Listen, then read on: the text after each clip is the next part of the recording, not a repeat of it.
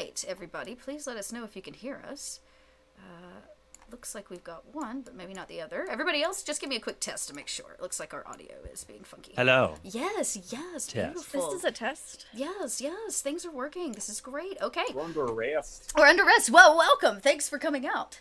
'Tis a secret, yes. Thanks for coming out. We are, in fact, live, getting ready to beta test the Fate of Cthulhu, which I'm really stoked about, and I'm going to tell you guys about just here in a second. If you have turned out, thank you so much for, spending your Friday evening with us, getting into chaos and death and destruction, thanks to an old one. So if you haven't hit the follow button, please do so. I am tonight, because this is a non-commercial play test, a beta test simply for feedback to the awesome writers and the people over at Evil Hat Productions who put out Fate Core.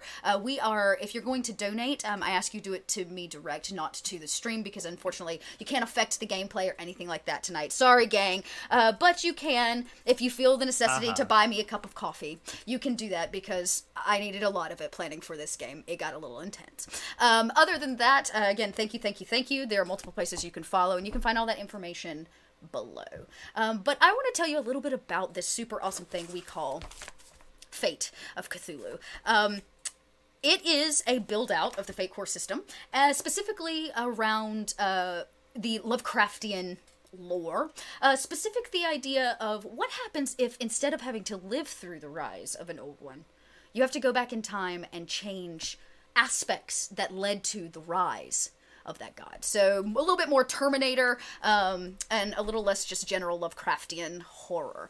So this actually takes place in a really interesting setting. We are in the year 2030 when we start the game. Cthulhu came kind of into being, and I'll tell you more about that later, in this year, and humanity has gone under devastation. We're little to nothing, and we are going to fight back, and we are in fact going to do so by going back in time. We have been able to turn the old one's magic into technology and use that to create time travel, but unfortunately we can only travel back in time. We cannot travel back forward. So the events that take place over the next 2 games, so this is part 1, we'll have another one next Friday, we're going to see if they can make the devastation of humanity less by their actions. So I want to first go around and let the cast introduce themselves and tell you the character that they're actually going to be playing, and then we will, dive in. So why don't we start? I'm going to go on my left. Officer Chip Tater. Please, Officer Chip Tater. Please tell us about you, actually, IRL, and then your character. Okay, everybody, this is Rim. Happy to be here. Being an idiot. That's what it seems like it's going to happen. But I am playing Officer Chip Tater. He is part of the campus police for Miskatonic University. He is here to break up your parties. He's here to stop you from unlawful assembly. He's here to make sure those togas stay on at those toga parties before you start going down the road. And he doesn't know anything about these Dark Lords. He's just got his little living girlfriend and his campus job. He hates these bratty college kids. Who knows what's going to happen to him as he gets dragged into this nonsense. He just does his job. He's a working man. That's it. All right. Well, thank you, Rim, and in fact, Officer Chip Tater, for joining this party. Officer Chip Tater will actually be met once we travel back into the past, which we will do here in just a second. And let's just jump right to my right here. Hey there, Mythmatic. Why don't you tell us who you are and what character you're playing? Sure, I'd love to. Hi there, I'm Mythmatic. I'm a roleplay streamer and voice actor here on Twitch. You can follow me over on my channel, or you can follow me on Twitter. But I'm super excited to be playing the Fate Core Cthulhu? Fate Cthulhu? Yeah, Fate of Cthulhu. Fate of Cthulhu. Yes, okay, yes, that's yes, what yes, it is. I'm playing Shamus Proctor. He is actually an old cultist, ex-cultist, once a speaker of the old one, but has been brainwashed to serve the greater good. If you picture I imagine him kind of like Yuri from Command and Conquer and Liam Neeson if they were to just mash together. That's who I'm playing today. All man. Yeah, all man. All man. All man and no eyebrows. Yeah. Awesome, thanks. Exactly. And our other cast member for today's game is Laugh Love Lindy, and tell us about you and your character. Hi, I am Laugh Love Lindy, or you can call me Lindy, whatever you like. I respond to a lot of things, but I do a lot of tabletop games on Twitch, Call of Cthulhu, Fate of Cthulhu as of tonight. A lot of D&D, Firefly RPG, Star Wars RPG. I'm a tabletop addict, and it's great, and I love it, and I love video games, and I will be playing Genesis today. She's the world's best fucking hacker ever, and she's gonna prove it by, with her cybernetic implants and her awesomeness, and just maybe some slight illicit activities, and, just stick it to the great old one or whatever. just stick it right to Cthulhu. That's usually how it works, right? Yeah, awesome. Right in its tentacles. Well, I'm Little Red Dot. If you are new to the channel, you may or may not know me. I also go by Chelsea. I will be your GM or storyteller for today's game. In fact, we are all new to the Fate core system, myself included. This will be my first ever Fate core GM'd game ever. So if you're out there and you know all the things about Fate, do me a favor, help me out in chat and be gentle, you know what I'm saying? While we work it out. I'm pretty sure I have a good handle and I've watched a lot on it, and I'm really excited because this system is all about the storytelling, and it's not heavy into the mechanics. So when we get to combat, I will actually explain that to the players because they actually don't know, so you know as much as they do. So we're in this together, gang. And we're so in it together that humanity is pretty much lost. That is where we will start. It's basically like this. We have a plan to go back 10 years from where we believe 4 major events, not in like a timeline order necessarily, but going on simultaneously, over 10 years lead to Cthulhu's awakening, or what we now call as Cthulhu. So humanity has pulled together and created a survival tactic of living on and under the ground in Middle America, in mining caverns and train tunnels throughout Middle America, and that's how we've been able to survive. And we have repurposed a lot of that into high tech and trying to reuse or alter the technology that we have using the rituals of the old one. And that's kind of where we are. It has caused a lot of corruption in what's left of humanity. And some of them have been brave enough to take on bionics, kind of like Genesis here. Some of them are trying to fight, knowing what is to come, like Myth's character. So just know, as we move into this, there are a lot of unanswered questions. And time is a fickle thing. As you may change one event, but it could cause a domino effect of much worse things to happen. So they must tread lightly as we move into this game. We are actually going to start, each of you, specifically Genesis, and I want to make sure I get Myth your character. What's his name again? Ooh. Shamus Proctor. That's right, Shamus. So many names. Shamus and Genesis have recently, along with 18 other individuals, been selected as kind of humanity's core group, what's left, the best of the best, and they've put them through a rigorous boot camp training program, getting ready for this time travel back 10 years to 2020. Time travel is volatile, and because it is using the old one's ritual to do it, it is also not very precise. There's an expectation of 75% death rate in the group of 20. They've come out of this boot camp and basically the next day awoken and been dumped right into a medical facility. You guys have each gone through testing, making sure that you're healthy and ready to go. And they lead you, all 20 of you, into a room. A very put-together woman, considering that we are in basically post-apocalyptic America, steps forward. She's wearing a white lab coat, and she addresses kind of the group of you. Around you are 5 really interesting pieces of technology. Round platforms, and you can see people slotting these stone ruins, you could even call them, these stone slabs, almost like pizza slices in, as they begin to build some kind of strange algorithm using ritualistic markings, and Shamus would definitely recognize them as the writings and the language of the Great Old One. And this is going on as she begins to address you, and she speaks with great candor and importance, and her voice quivers only ever so slightly as she knows the importance of what you are about to undertake. She takes a deep breath, and she looks at all of you. The world as we once knew it is no more. Now it is chaos and devastation. As you know, less than a year ago, an island roughly the size of Tasmania rose out of the Pacific Ocean.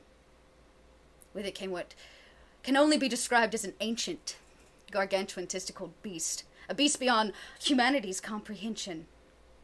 Today we call it Cthulhu. With it also came the volatile monster and his spawn army. Together they ravaged the globe with horror, wielding fear and chaos as weapons. We all know this because we have lost everything. Humans fell by thousands to neurological breakdowns, sometimes worse. And in less than 2 weeks, 98% of the world's population was either dead, mad, or corrupted. Those of us that survived Cthulhu's rise only did so because we hid below ground, far away from the reach of his mind-altering grasp.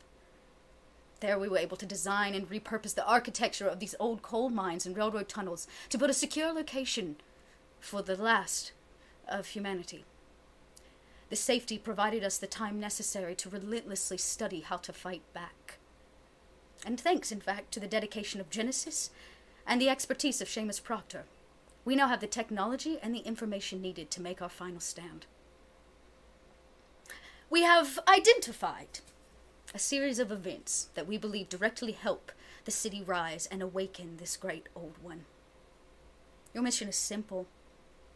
You will be sent back in time 10 years from when Cthulhu wakes. This is not a rescue mission. Those of you that survive and travel and complete the task that lays ahead of you can only return by living out your time in the present. Unfortunately, our technology does not allow for transportation back to 2030.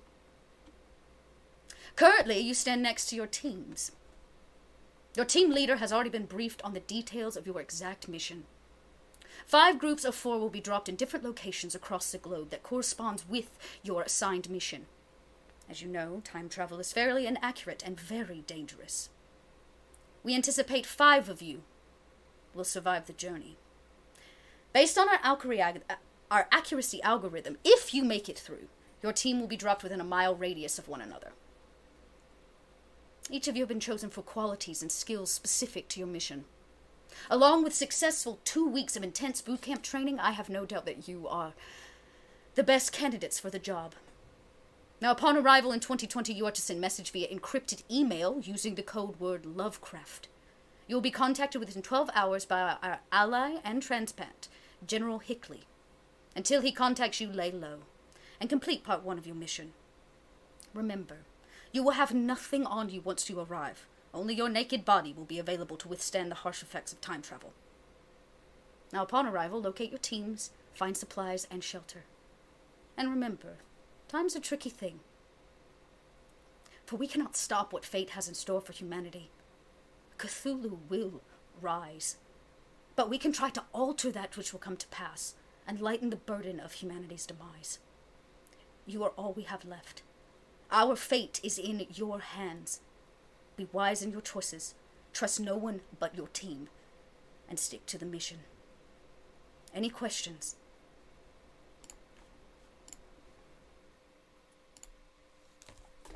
No, I'm good.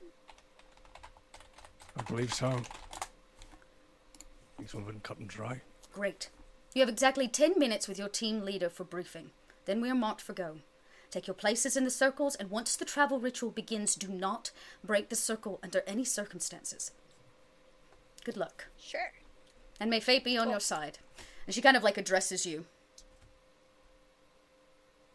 And she exits the room. Fate. Yeah, I said fate. You said it again. And she exits the room, leaving you all kind of in a moment to gather yourselves. And in fact, Genesis, you look and see Shamus standing next to you. You guys have spent 2 weeks in boot camp. And you have, in fact, 3 other people that share the same kind of jumpsuit, that color that you're wearing, this odd green. 2 other women and a gentleman who is definitely your team leader. He wears a pair of sunglasses and has kind of a blonde, dirty blonde hair. And he steps up. Is he a bad boy? He's such a bad boy. He's such a bad boy, and he he steps up, and you know he's a bad boy just by the way he like saunters in to the group. Hey. And he pulls He's dying. Yeah, he like pulls his sunglasses off, and he says, "I am Bad Boy Grant." Sorry, I tickled myself. I am your team leader, and he says we have an important mission to locate a hacker. Ooh. Yes, Genesis, a hacker. One that, in fact, holds the key codes for 2 important rituals in 2020. These rituals are used to raise bodies. By 2026, we know the rough location of this hacker by the name of Cool Air. Spelled like this. I'm going to drop it in chat because it's awful. That's a lame name. Cool Air with the @ symbol. Oh, I tapped it wrong. Yeah, it's so, that's right. Look, he's gonna have like a good reason for it. Yeah, it's just so bad. Like, I'm Genesis Cool. because I'm just the start of so many beginnings. And, Cool Air. and he says, we are to be dropped at, the local university in Minnesota, somewhere near the campus. If, when we arrive, if we are separated, we do have a mile radius drop. We need a call, a signal. Yeah. Something that totally wasn't used in 2020. Like... Something that wasn't used. He says, that seems odd. I don't understand. What we'll do is, we'll meet at a location on the university's campus. Sure. We all Like university the closet? I don't understand that reference either. He says, very straight-faced, and puts his glasses back on. Just a minute, he says, no, there's always a square, a centralized location. Usually with a large statue. Yes, a quad. I didn't get to go to college before Cthulhu took over. And he says, yes. I just took online courses. I did everything remote. And he says, we are running out of time. These are, in fact, our other team members. This is Vanessa and her sister Amber. Hi. Hello. Hey. We were actually college kids at the university. And they like blink a little bit. So that's why they're sending us back with you guys. Uh-huh. Right. It will be good to have a liaison. Awesome. And he's like takes the 2 like duds of sisters, which are clearly intelligence is not their forte. Yeah. And he steps. Genesis is so making fun of them. They're just so In excited. 2 years, there's still gonna be these people. I mean, right. There's still these people. And so he moves them. You watch Bad Boy Grant move the 2 women onto the nearest circle, which seems to be yours. And there are kind of markings where your feet go on the interior of the larger circle where they've been slotting these pizza kind of sliced stones that have runes on them. Mm-hmm. And a woman with a clipboard and a jacket walks around, and she double checks everything is right. Yes, your algorithm looks good. If all goes well, you should arrive exactly on campus. Cool. And she kind of walks away and begins checking everybody else's. You notice that one side of the room has some kind of observation glass. That there's clearly activity going on the other side of it. It's not necessarily one way, but it is tinted to some degree, so you don't see quite as much of the activity happening on the opposite side. People are plugging things in and flipping switches. Technology's turning on, and somebody flips a switch, and the circle attached to the technology on the floor boom, lights up, and the blue runes come kind of to life. And Bad Boy Grant goes, quickly, onto the circle, it is time. Yes, one thing here. Hold on. This is sure utter failure if we don't do this here. And I rotate. I kind of like get some help, and we rotate the disc about like 3 degrees clockwise. Perfect. You can't send us in there if it's not perfect. I mean, we have not tested any other degree than here. We have. Please pay mind to the notes. Yes. Notes, lady, he waves. Clearly he's like a grunt. You can tell like he's meant to be your like power. And he like waves over over his head. He's meant to just lift the disc. Yeah, he's meant to lift the disc, not understand what's on it. And he kind of waves to the woman. She comes over and she said, "Oh, yes, thank you. That could have been just awful. You may have phased right into a wall." That would have sucked. Yes. Yes, it would have been quite dreadful for all of us here. A lot of suck. We would not have clearly made it. So, it would have been a waste of 3 lives. Yes, Well, it would more. have. 5. I keep hearing that we are lagging again. I'm going to quit. That's right, those two are living. Figure out what that's about. Oh, that's yeah, good. that That's just- good. Okay. I'm going to quick just check if I do this. Close my Glad you laptop. got that, Shamus. All right. I just closed my laptop. I'm going to Yes. see if that doesn't help with the stream. Because it could be this. I want to make sure that they're caught up because we're about to hop through time, and that's when shit gets Discord real. open. Discord uses a lot. I know, and I So, closed you that have one out Discord. too, so I'm not sure what it is. Okay. Like I said, I was running. Those two are living. May also have been because I had my laptop open. I was like pulling more. So let's just pop that out, and I'm gonna put that down, and give this a try. Okay, cool. So we're gonna see if that's better. Chat, if you would let me know if things are getting a little bit better with the stream. I apologize for any lagging that is occurring. Awesome. So you guys step onto it, onto this like circular area. It's about 5 foot by 5 foot. So you're standing relatively close, the 5 of you, almost shoulder to shoulder, turned inwards. Now we have How 1 close? foot of space. Yeah, you're like very, very close. tight. Yeah. Hi. And you hear a tunk tap from the other side of the glass, which is a signal that this is about to go down. And you start to hear the kind of beeping and booping, if you would, of computer and technology. Let's see, was this the one I wanted? Dial-up. Dial-up, yes, The if you would. maddening noise of dial-up. Of dial-up. No, so, yeah.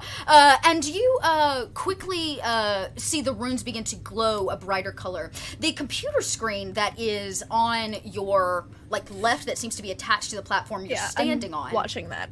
Yeah, is running an algorithm. But it's not running it with numbers and ones and zeros that we know. It seems to be running a similar language to what's on the runes in the floor. It looks like we've written our own code specifically for Cthulhu. And it lines up. And it runs code again.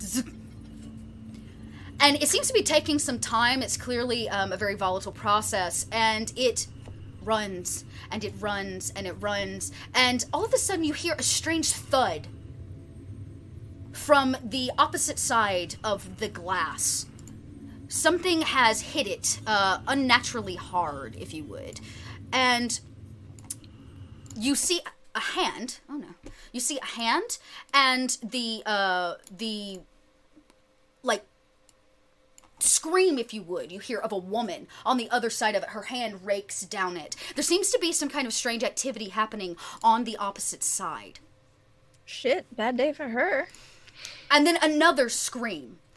The exterior of the circle, around about halfway through the algorithm, beams up these tubes of light around you, sealing you off. Everybody in the room, the 20 of you, begin to kind of wonder what's going on the other side of the mirror. You're about 3/4 of the way there when you hear the first pew blasted of a gun. You know to be the technology that we've actually used to fight Cthulhu. And it lights up the space, and because it lights that space up, you're able to see what's going on inside, and it looks like some of Cthulhu's ghouls have ripped into the space. You're not exactly sure how they made it in, but they are tearing apart the scientist team on the other side of the window as your algorithm continues to run. And run, and it's almost there, and there's actually a gentleman on the other side of the room who is screaming. You can't hear him for the beam that's around you, the airtight light seal basically around you, but he is screaming, and his team is holding him back from bridging the light barrier. As you kind of make out and mouth that my wife. And he is sobbing and crying, and they are holding him back. And you see, as the last row of algorithmic numbers line up and snap into place, and the floor around you begins to vibrate with energy, his hand reaches outside of the light barrier, and somebody inside of his group yells, "No!" and pulls it back, and the space around you explodes in a catastrophic explosion. Your light beam goes off just in time, carrying you guys through time and space. Yay! Right? And as you pass through time, it breaks your molecules down. It breaks your molecules down. And you no longer have that feeling of wholeness. You feel one with a different aspect. And Myth, Shamus would recognize this as actually becoming part of Cthulhu's consciousness. You actually have to connect with him to absorb and use that kind of magic, which is basically what you've done. Yes. Not many people can harness the knowledge that one possesses. And you guys can hear this, not necessarily see one another, but you hear it in this dark abyss as you float through. And there's a loud pop sound as it drops all of you. Your lights try to adjust, and all you hear is the sound of a car horn as a giant truck, a Dodge truck, smacks into Bad Boy Grant. You guys have been dropped in the middle of a busy street. You're naked. He is creamed across the intersection. The truck goes spiraling out of control. The two women are nowhere to be found, the other two women. But Shamus and Genesis, you guys are basically dropped on opposite sides of the street. What's up? Can I get his sunglasses? Yeah, you can. Naked. I was about to say you're standing naked in the middle of the street, but if you would like to run to try to grab his, glasses off of his I hear they're pulpy like body. indestructible and shit. Sure, why not? So you you run over. I am gonna actually have you roll me something for this because you're basically dodging through traffic. So let's see. I think I'm gonna have you roll that athletics check to make the dodge through traffic to get these sunglasses. Like a physique. Physical? Yeah, so physique. Cool. Yep. Roll a physique for me. Let's get our first roll as we dodge for Bad Boy Grant's sunglasses.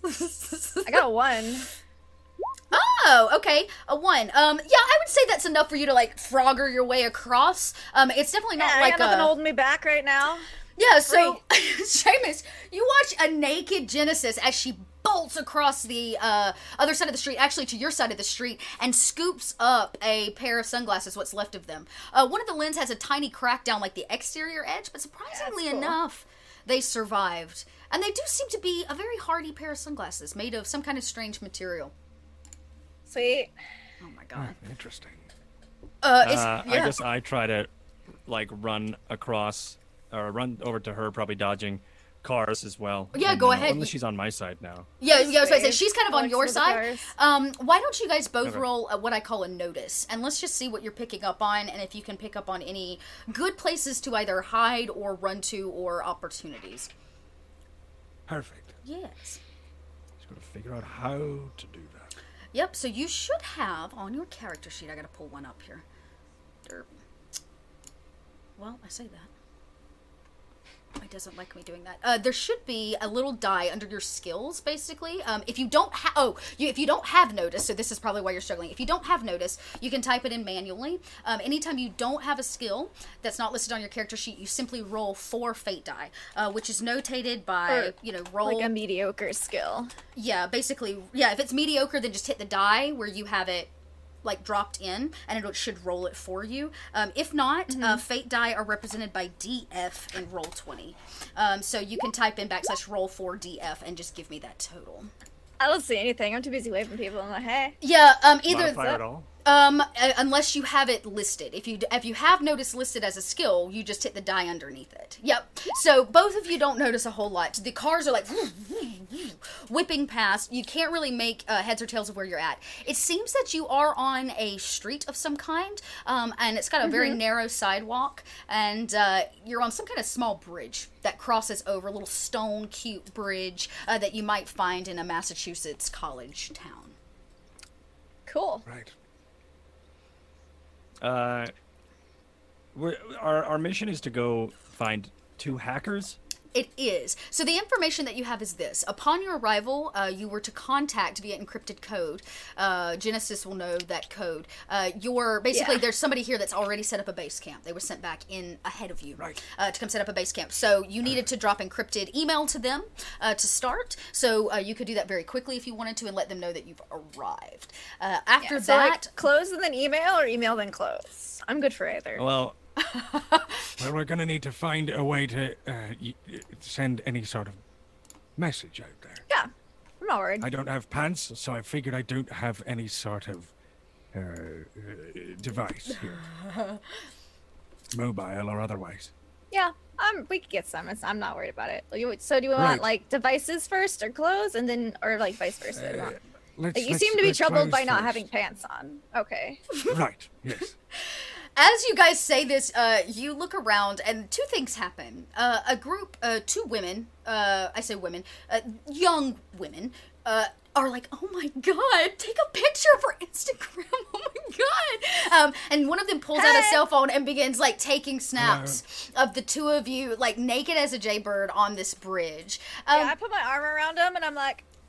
Yeah, and then they're like please, tweeting and texting. Yeah, and I'm always professional. If there's anything you should know about me, it's I am great at my profession. I'm uncomfortable. Please stop touching me. Alright, sure, whatever. And it's actually, you hear the sound of somebody else on the other side of the street that's like, oh my god, put your clothes on, I'm calling campus security. Oh shit, she's gonna call the cops. Let's go.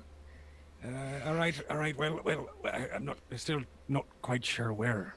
We're just gonna pick a direction. We'll figure it out. It's fine. Lead the way then. I was about to say, across the street seems to be some small storefronts as you guys begin to walk. And it's actually the overwhelming feeling of nostalgia that hits you in the face. The idea of completed buildings. For the last... probably 9 to 10 months, the world's been in extreme devastation. You've not seen it like this in a while. People are so nonchalant. And it's 2020. It's 10 years past where you guys actually are. See, I'm not worried about running into myself in this timeline and, like, fucking things up, because I was in juvie at this point. So it's like, there's really very little way this could happen, So you guys begin to head kind of down the street, leading you one of the two directions. They seem about the same. Like I said, small storefronts, a bookstore here and there. But what catches your ear is actually the woo, woo, woo, woo, woo of the police car as it comes whipping around the corner. Slings next to the crashed truck that still has part of Bad Boy Grant attached to it. And, I know, and out steps... out steps a very portly fellow with a mustache, sunglasses. It's like you take Myth's mustache and Lindy's glasses, put them on big fella. You got them. And, so you're a super trooper. Yeah. I'm gonna run up to this busted up individual in front of. I got like these. I was about to say, I think Myth is your character. He is the campus cop. It is just put like 100 more pounds on him. You got him. Yeah, I'm gonna run up and just run up to this guy who's just been like run over and. You okay? The guy in the truck is like, ugh, I hit my head. The airbag has kind of come out. I'm talking to Dead Grant. Back to Dead Grant. Yeah, he's like smeared across the front hood of the grill of this, Ram Dodge truck kind of thing. And I'm sorry, I don't know trucks. And he, and what's left of him was like drag. I was like, a Ram Dodgy truck. I'm sure it has some commercial that uses, it has a commercial that uses a Bob Seger song, no doubt. And so, you can see the stream from like where... a truck. like a truck. The kind of smear of Grant's body from where the truck hit him to where he, kind of stopped and, like, slid. The stream of goo seems to start in the middle of the street, as if he just, like walked into the middle of traffic. Why don't you roll me a notice there, Officer Chip Tater? Naked. Yeah, I got +1 in my notice. I'm playing it cool. Yeah. I know how to handle cops. Very uncomfortable. Oh. 2. Oh, okay, add a 2. So you take all this in very quickly, in fact. You pick up on quite a lot of information. This guy's naked. You're not sure why, but he's clearly a streaker. You've dealt with streakers before on campus. But, in fact, PCP. Yep, they're run 2 more campus streakers down the road. They're trying to blend in, but you can't help but, like, notice 2 naked people. Oh, I lean over to the guy driving and, sir, this is technically outside of my jurisdiction, really. See, my jurisdiction ends right there where the campus ends. Are you telling me you can't help me? Just can you call 911? Yes, just call the real police. I gotta go take care of something going on in my jurisdiction, sir. Sorry, I gotta head out. Okay, and he Have kind a of good day. he hops out of the truck. It's a little wobbly. He's clearly bumped his head on like the steering wheel, and it's like broken it open. And he like photos for his phone, and he manages to like, and you see him pick it up, and he starts talking to somebody on the other end. Do you hop in your car? Yeah, I get in my car because I'm not running. That's not what I do. I get in the car and I try to like find the best way into campus where I can kind of keep an eye on where they're at. Okay, so you don't want to let them know you're following them. Yes, I'm gonna sneak. All right, roll me a Crafty in my giant marked vehicle. I was about to say in your giant marked vehicle. So roll me a Okay, we can't notice for shit. stealth. If you don't have stealth, just roll 4. Ooh, I do have fate stealth. die. So while he rolls that, I thought I would let you guys in on one of the cool things I love about Fate is that it uses a different set of die called Fate die. They look like this. I went and bought some, you gang.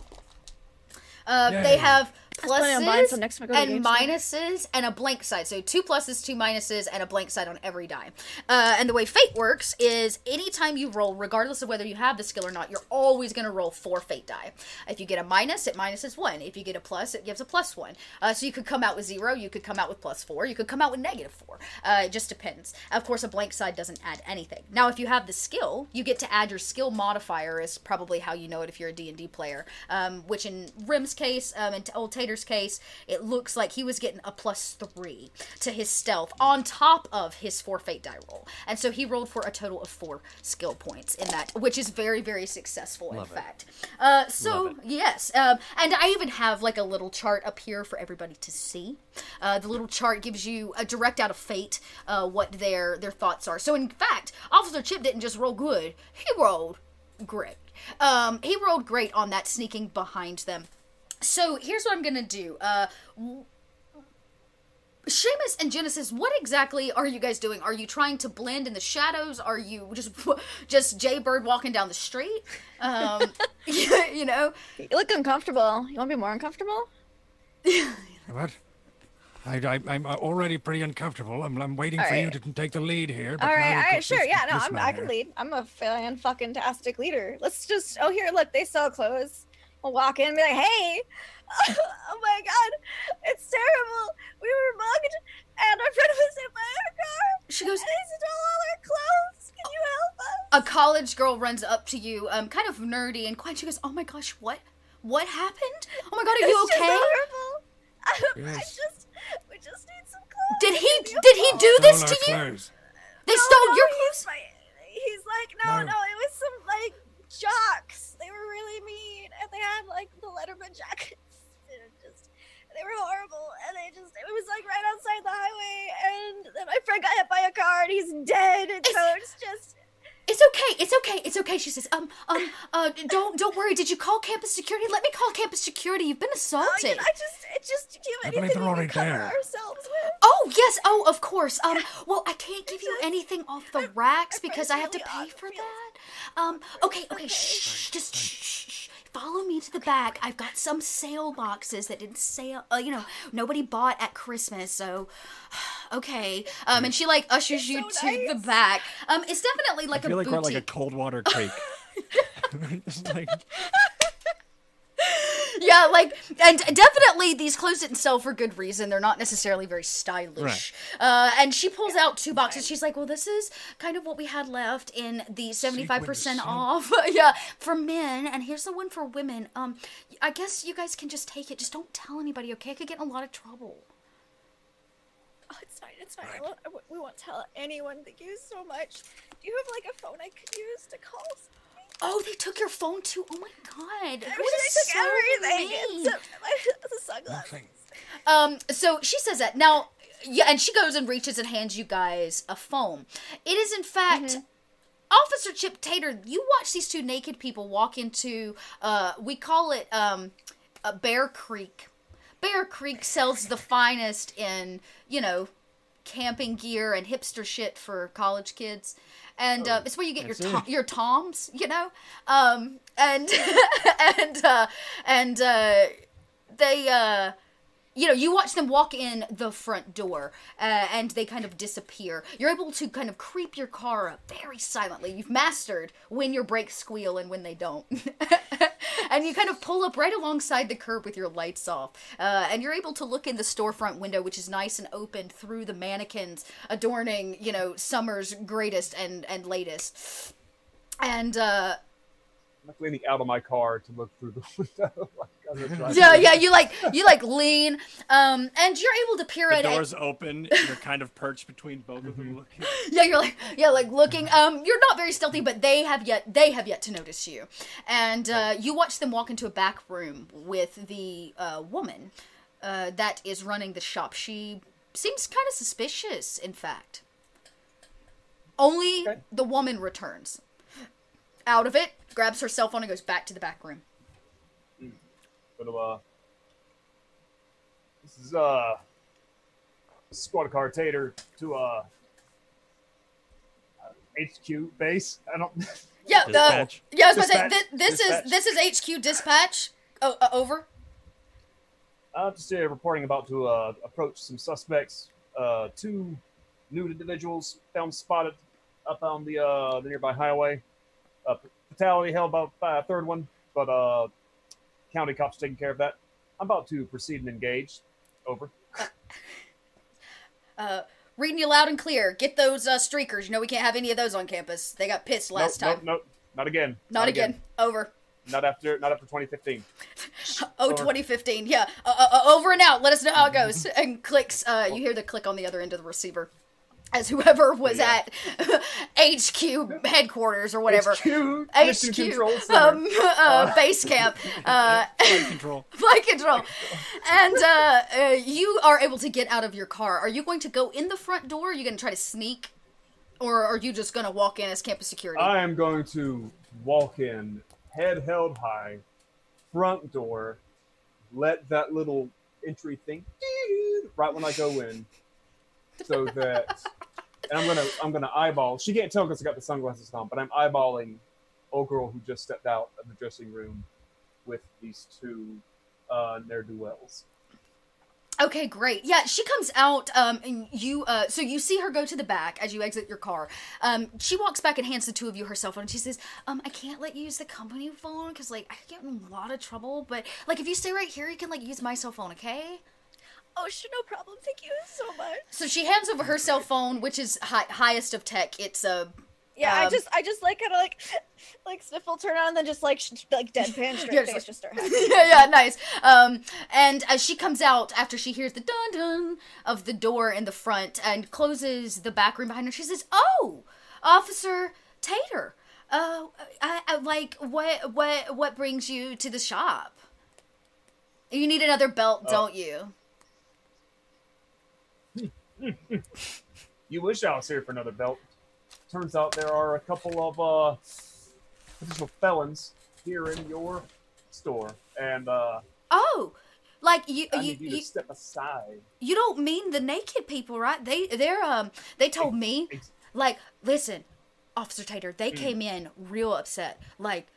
Somebody took their clothes. Well, I'm upset, miss. I'm upset. Well, don't at me. Oh, please don't be upset at me, Officer Tater. They're in the back. Look. I don't have to be upset with you if you cooperate. Back room. Cooperating. Yeah, back room. Here, Officer Tater. And she steps to the side and pushes the back door open. And they are standing in the middle are two now clothes. I'm guessing you guys put your clothes on. Yeah. Right, yeah. Yeah. My shirt's only half on, but I'm Yeah, and this female is standing there vigorously, you can hear her fingers as they on the blunt face of the phone. And you manage to, actually, why don't you roll me a burglary Okay. roll for your, Yeah. you were going to encode the message to Yeah. the base camp. To, what do I call him? Yeah. General Hickley? Oh my god, at a Yeah. 7, you don't even have to look at the phone. You're like looking at the cop as he No, walks. I'm like, because I was facing away, I turned away, and then as soon as I hear the curtain open again, I go, and my fingers. Oh, thank goodness, an officer, somebody who can help us. Yes. There's been an issue. You see, you two were spotted by several pedestrians naked out on the highway. I'm sure along the college campus, and that is specifically against Code 415C-B2 in the SOP. So, I'm afraid I'm going to have you two come with me. Get back in my car. I got to take you in. But you don't understand. Where is in? In? Yes. We were abducted. We just got What thrown. We department managed do to you work escape. for? I work, sir. How old are these characters? That's What a I good think they're question. college students? 65. Oh, Liam Neeson no. age. I'm like mid-20s. Okay. You Because do, in 2020, I would have been in juvie. So But he feels 40. yeah. So yeah, she's relatively young, and he's not quite middle aged. Not. Yeah, he's weird not color young. hair. Tattoos. Really? You're going Caesar. to be taken into the Miskatonic University campus police station, where if you have been assaulted by someone else, you can tell your story to our officers there. My job is to take you in, file the paperwork, report, observe. Perfect. All right. And I kind of like look over at Genesis as we kind of just like, That's where we have to go. Like, Like Candy Crush is on now. Like she's Yeah, she's already, like, hacked already it. sent She's it. missed Candy Crush. She's missed it. she's like, this is why it's such a craze. So, Are you guys clothed? Oh, and I've Yeah. done the encrypted message. I've also like hacked a Swiss bank account and transferred some money. great. To her to Yeah, pay for I the would say clothes. at a 7, without a doubt. Yeah, you transfer those funds. And now I'm playing Candy Crush. And she peeks her head back and is like, thanks for paying for the clothes. And then she goes back to the front. It sounds like a few more people have come in, and she's helping them. Hey, here's your phone back. Thank you so much for letting me She goes use like, it. oh my god, thank you for taking care of it. No problem. Oh my god. Hashtag blessed. And she like takes it, and pockets it and goes back to the front. And the three of you are left standing in the back room. She doesn't seem to be so concerned with Officer Chip Tater standing there. She knows that campus security will make sure you don't steal anything.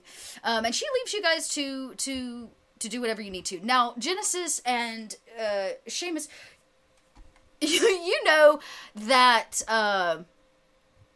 you're not only sent here to locate this hacker, but you have a little bit of information. There is a very high probability, based on this campus, this university, they are known for two things.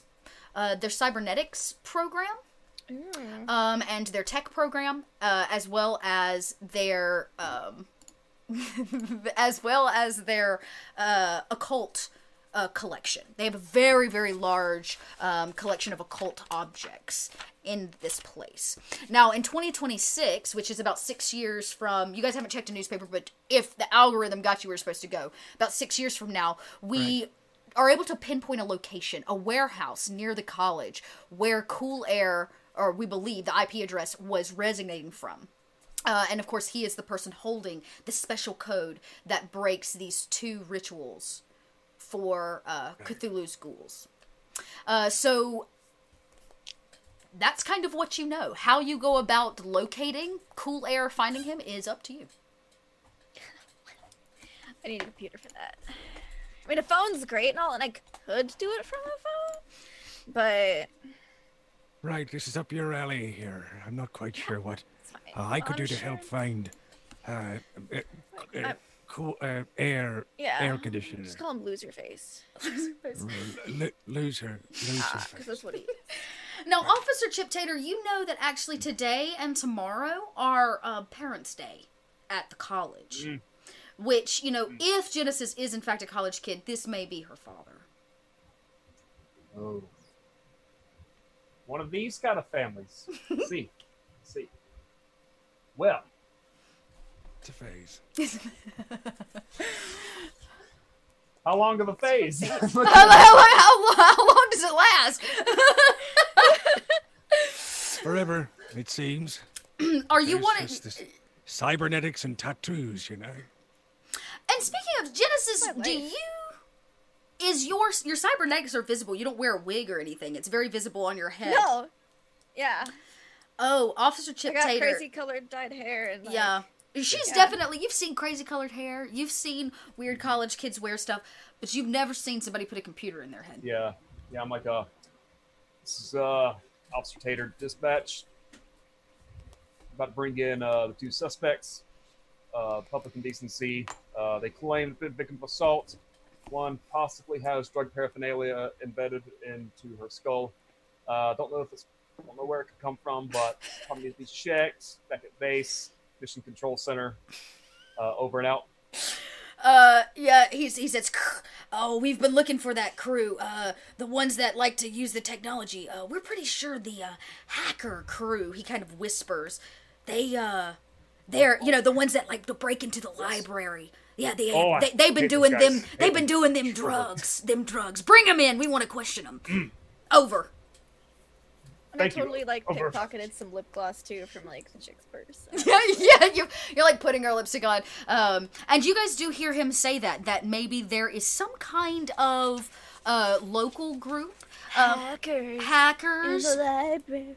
Officer Chip Tater, you're well aware that these hackers have given you tons and tons of problems. They break in all the time. They like to graffiti the campus with this weird 011001 So code mad. that you don't understand. You can't read it. I hate numbers. I them so much. hate those numbers. And they're pretty well known, like I said, around campus. They themselves are not a fraternity or a sorority, but they kind of function individually and internally like one. They have their own, passes to get in and those kinds of things. And they constantly give you issues. Well, this is probably not a door, probably like a little dressing curtain. I shake it. All right, you two, go ahead and finish. Get dressed. Time to head out. All right, like chill. Right, I'm ready.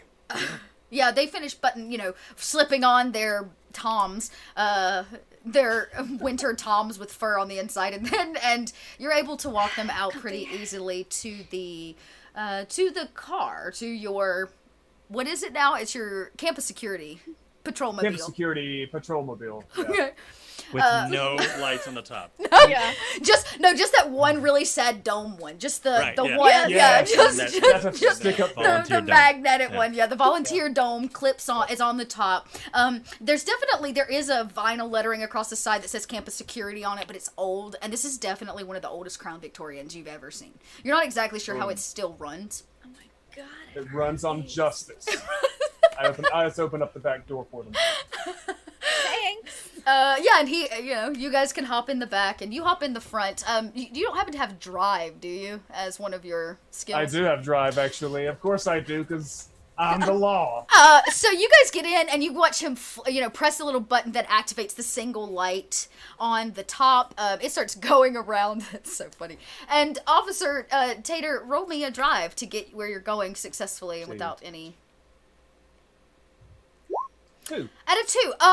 You're actually doing really great, and you're cruising through what is definitely just this college campus, kind of quaint college campus. In fact, the buildings are very beautiful. Yes, you guys look around, trees, nice lawns, college kids everywhere.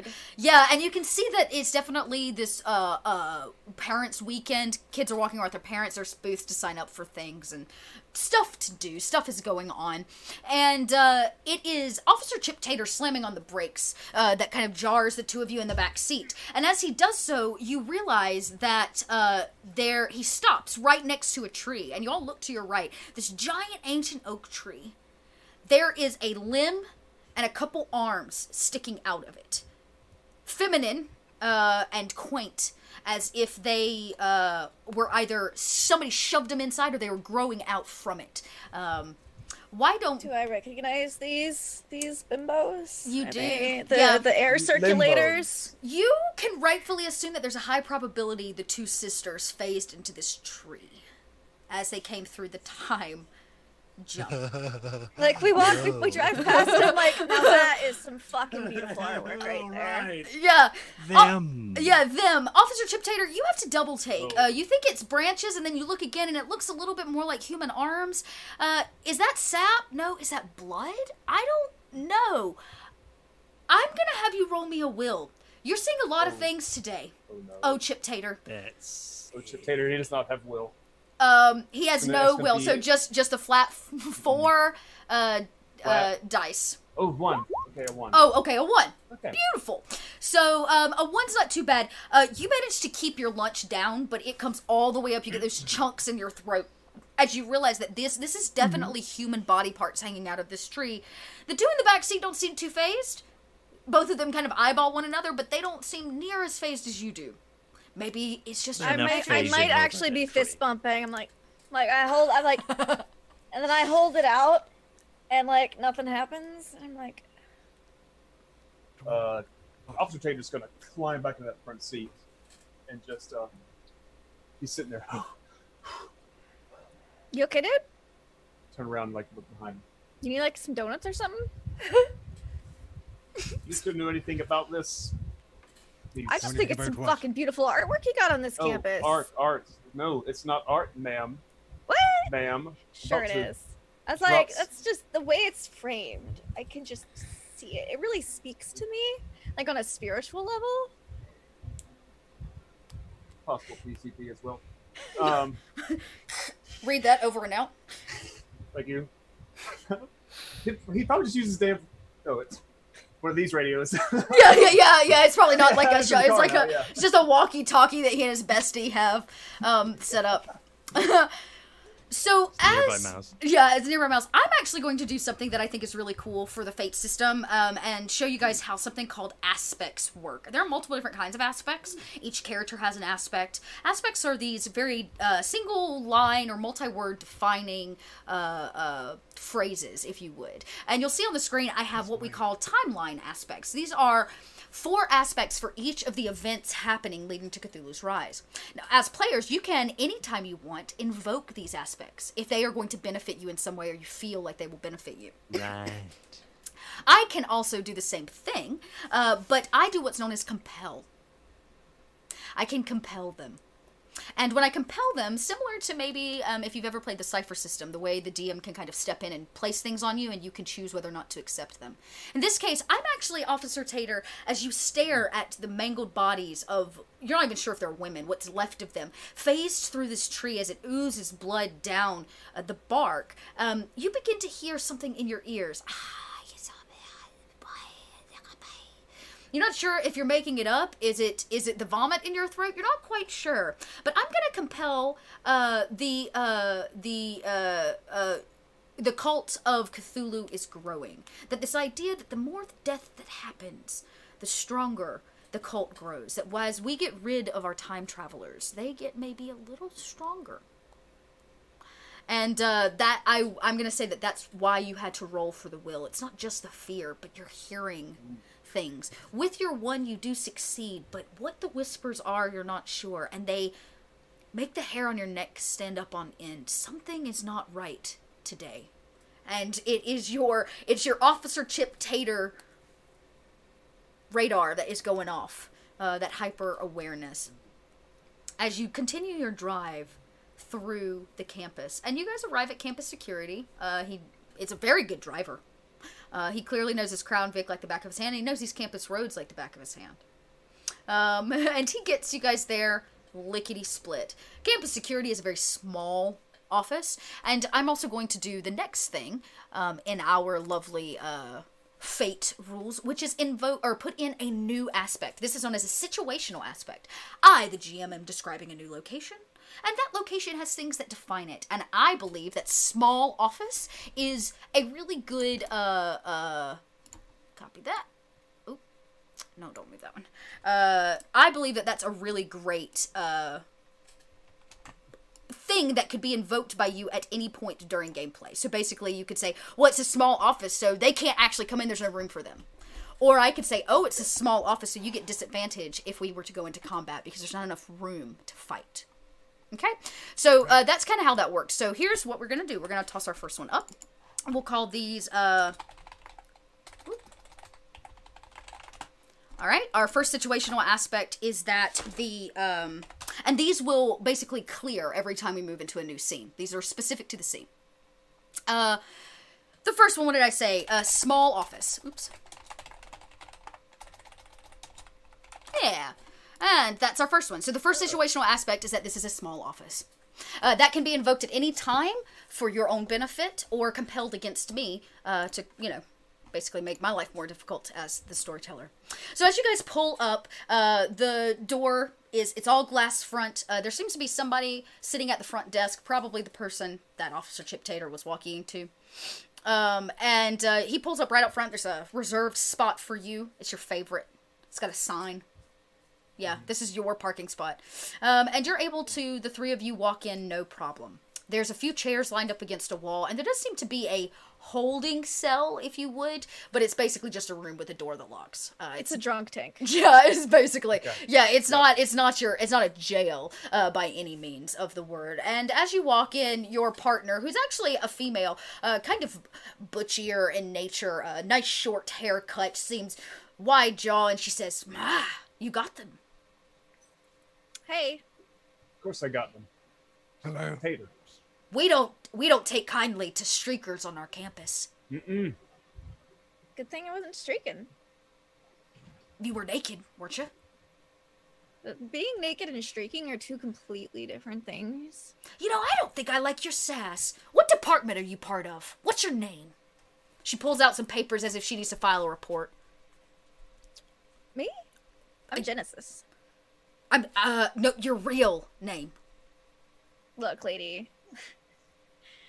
A lot of people have asked for my name, but if they're gonna be screaming out my name, Genesis works just as fine as anything else. She goes, last name Genesis. We'll just run it through the system. I'm sure that's the only one. And she kind of begins writing, and she says, would you like to fill out the rest of this report? They seem to take kindlier to you. She says to Officer Chip Tater, yeah.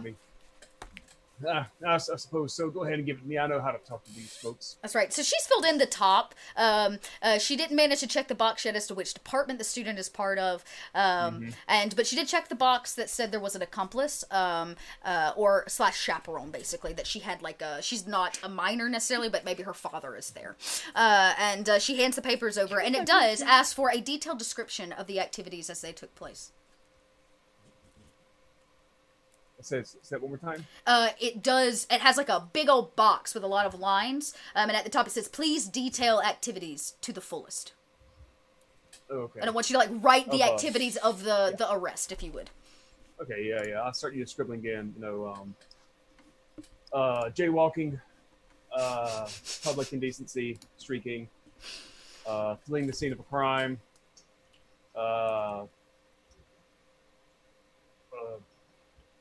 collusion with campus store clerk. That's very specific in our SOP. Alias Genesis, and I guess what's that make you, sir? Phil Collins? You can call me Shamus. Shamus, all right. All right, look, I think we should be the ones asking the questions here, and I Oh. put my sunglasses back on. So I put mine on. I put my cop sunglasses on. Yeah. okay. as well. Yeah, you. So, you only Yes, have the you do. authority to detain us. It's like a not a real cop. And technically, you wouldn't even hear our side of the story before detaining us, which I'm Okay. pretty sure is illegal to a certain extent. Oh, no. I'm much about paperwork, so please, I can type 90 words a minute, ma'am, and I 90 words a Put up- minute. put up. Wow, that's slow. It's like an old it's like an old DOS computer. You know what? How about I Fuck type that. that up for you? You could just dictate it, and I'll write it out for you. Nope. Unless you're an officer of the law, which I know you are not. You're not either. You don't know that. Oh, Where are you from? Oh, around. Yeah, I bet. Yeah. I bet. Yeah. Failure to disclose information. That's I put that in talks. Yeah, so you begin Information to... that we You know what? I'll tell you exactly where I'm from. I Mm-hmm. was abducted with my friend here and our other friend by these horrible people who were trying to kidnap us, and they stripped us naked and they did like a full cavity search. It was a very traumatic experience. And then Yes, like we it were was going awful. over the bridge on the interstate, there was like a bump, and like I was able to get out of my like the zip tie. And so I opened up the back of the truck and we were able to roll out and escape. Unfortunately, the previous owner of these sunglasses, my very good friend Grant, just got he got smashed by a car. And then we were dazed and confused, and we just tried. All right, There was a all right, really calm nice down. shop owner lady, and she gave us some clothes. I'm gonna have Genesis roll a what is it? It's called deceive Yeah. Fate. I'm gonna have you roll a deceive. Can you actually You know, I lie would- through this? Yeah, I actually feel like Genesis would be fairly good at deception to a certain extent. Yeah, so if you don't So- have the skill, write it in. Yeah, I I'm know we gonna left write a it few in open. under fair because because the way she's been going, she's been like, yeah, no, this is exactly what happened. And I'm actually going to let Officer Chip Tater roll an empathy roll. Empathy rolls in Fate give us insight into people's moods and intentions. Oh, Officer Chip Tater, you've had women pull the wool over your eye before. I mean, let's just talk about your girlfriend, right? Oh, -2. Yeah. Oh. Yeah. Oh, Wool gets Oh. pulled over. I'm like a sheep with all this wool on my face. yeah. And then you just accuse me of streaking. But and she you didn't seems listen like- to my yeah. side of the story.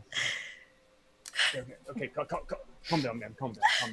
It's been a day. Okay, here. It's okay, man. Here, see, look, see, right here, and I go to grab like, here, we'll just get rid of it. We'll start over. Thank you for understanding, Incident officer. report. Incident report. Now tell me, how many men were in Well, this it all up on happened this so Salem crew? quickly, but I think there was like 5 of them. 5 men. Yes. Hey, Says Shamus. And as this is going on, actually, you guys are able to fill in, and you give him all the information, and he kind of, jots through your fake story of the assault, and takes details of them. He may even try to sketch them up, though they're god-awful. And as this is going on, there's, of course, a box TV up in the corner. You know how, like, at the DMV, they have those awful box televisions, like, on the shelf in the corner? Kind of like that, real small. And it seems to be playing some local news, in fact, around the general area. News. Yes. Student news, yes. College, is it like the college news? Yeah, it's a college College news news. It's called college station. news. Station. College news Yes. station. And you hear one of, definitely, probably the leader of the student union. She seems to be very passionate about kind of what she is talking about. And, where is my prompt? It's so good. But basically, she is talking, she's listing off locations. These locations are, she follows up with, these are the locations of local robbings that have happened at cemeteries. She says, again, that's Lakeview Cemetery, Cleveland, Ohio. St. Michael's Cemetery, Pensacola, Florida. Wapatuka Cemetery, Brooklyn, New Zealand. Paris-le-Château Cemetery, Paris, France. And she goes on and on. She says, hundreds of bodies have gone missing. What could this possibly be about? Let's go over to... oh, that's funny. Let's go over to, James, and he has more reports from, a student whose father's buried there. And it cuts over, and he starts talking, she starts, like, a girl on screen's crying, but basically, they're doing some kind of news coverage on these missing bodies. And once it cuts back, she kind of says, and the total count now is about 405 bodies missing. How do bodies just get up and go missing? If you are passionate about the cause of missing bodies, you can join us for a protest in the campus tomorrow afternoon. And she kind of goes on. It seems that they are upset that the government's not doing anything about the missing bodies. I go and I click, turn off the TV. Yeah. If it doesn't concern the campus cemetery, it doesn't concern me. Now,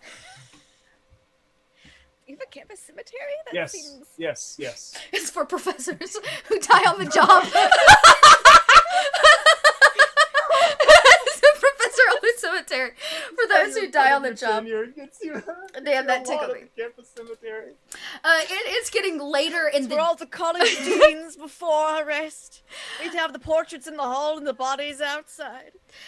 It begins to get a little bit later in the day. It takes you guys about an hour and a half to process all the paperwork. He types so damn slow. But you don't want to give in Want me to type that? in on anything. And